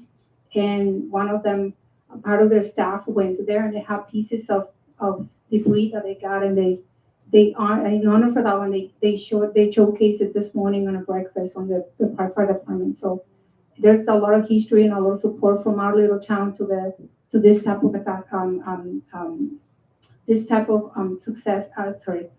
events, this type of events that impact us nationally, if not globally. So I'm glad that we honor in our little space right now about how a good community can stand up, even though we have low resources, but we have the heart and put it into the help that we can collaborate with. And congratulations to the birthday girls, including myself, and 1 year younger. So that's what was said. So I'm going to back everything that you said in regards to honoring the students and honoring our amazing volunteer that is also not employee, but also put above and beyond efforts to the school. I saw her in action. And all the children in Homeway knows who's Nito Pete. So that's stand up and shine up for herself. And also to the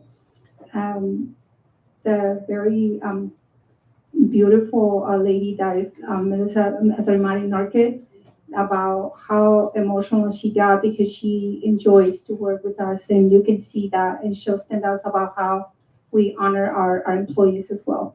So thank you so much, and for that being said, and having a great break for preparation. This is going to be a refresher for all of us, and for that being said, have a wonderful night. Sorry. Meeting adjourned.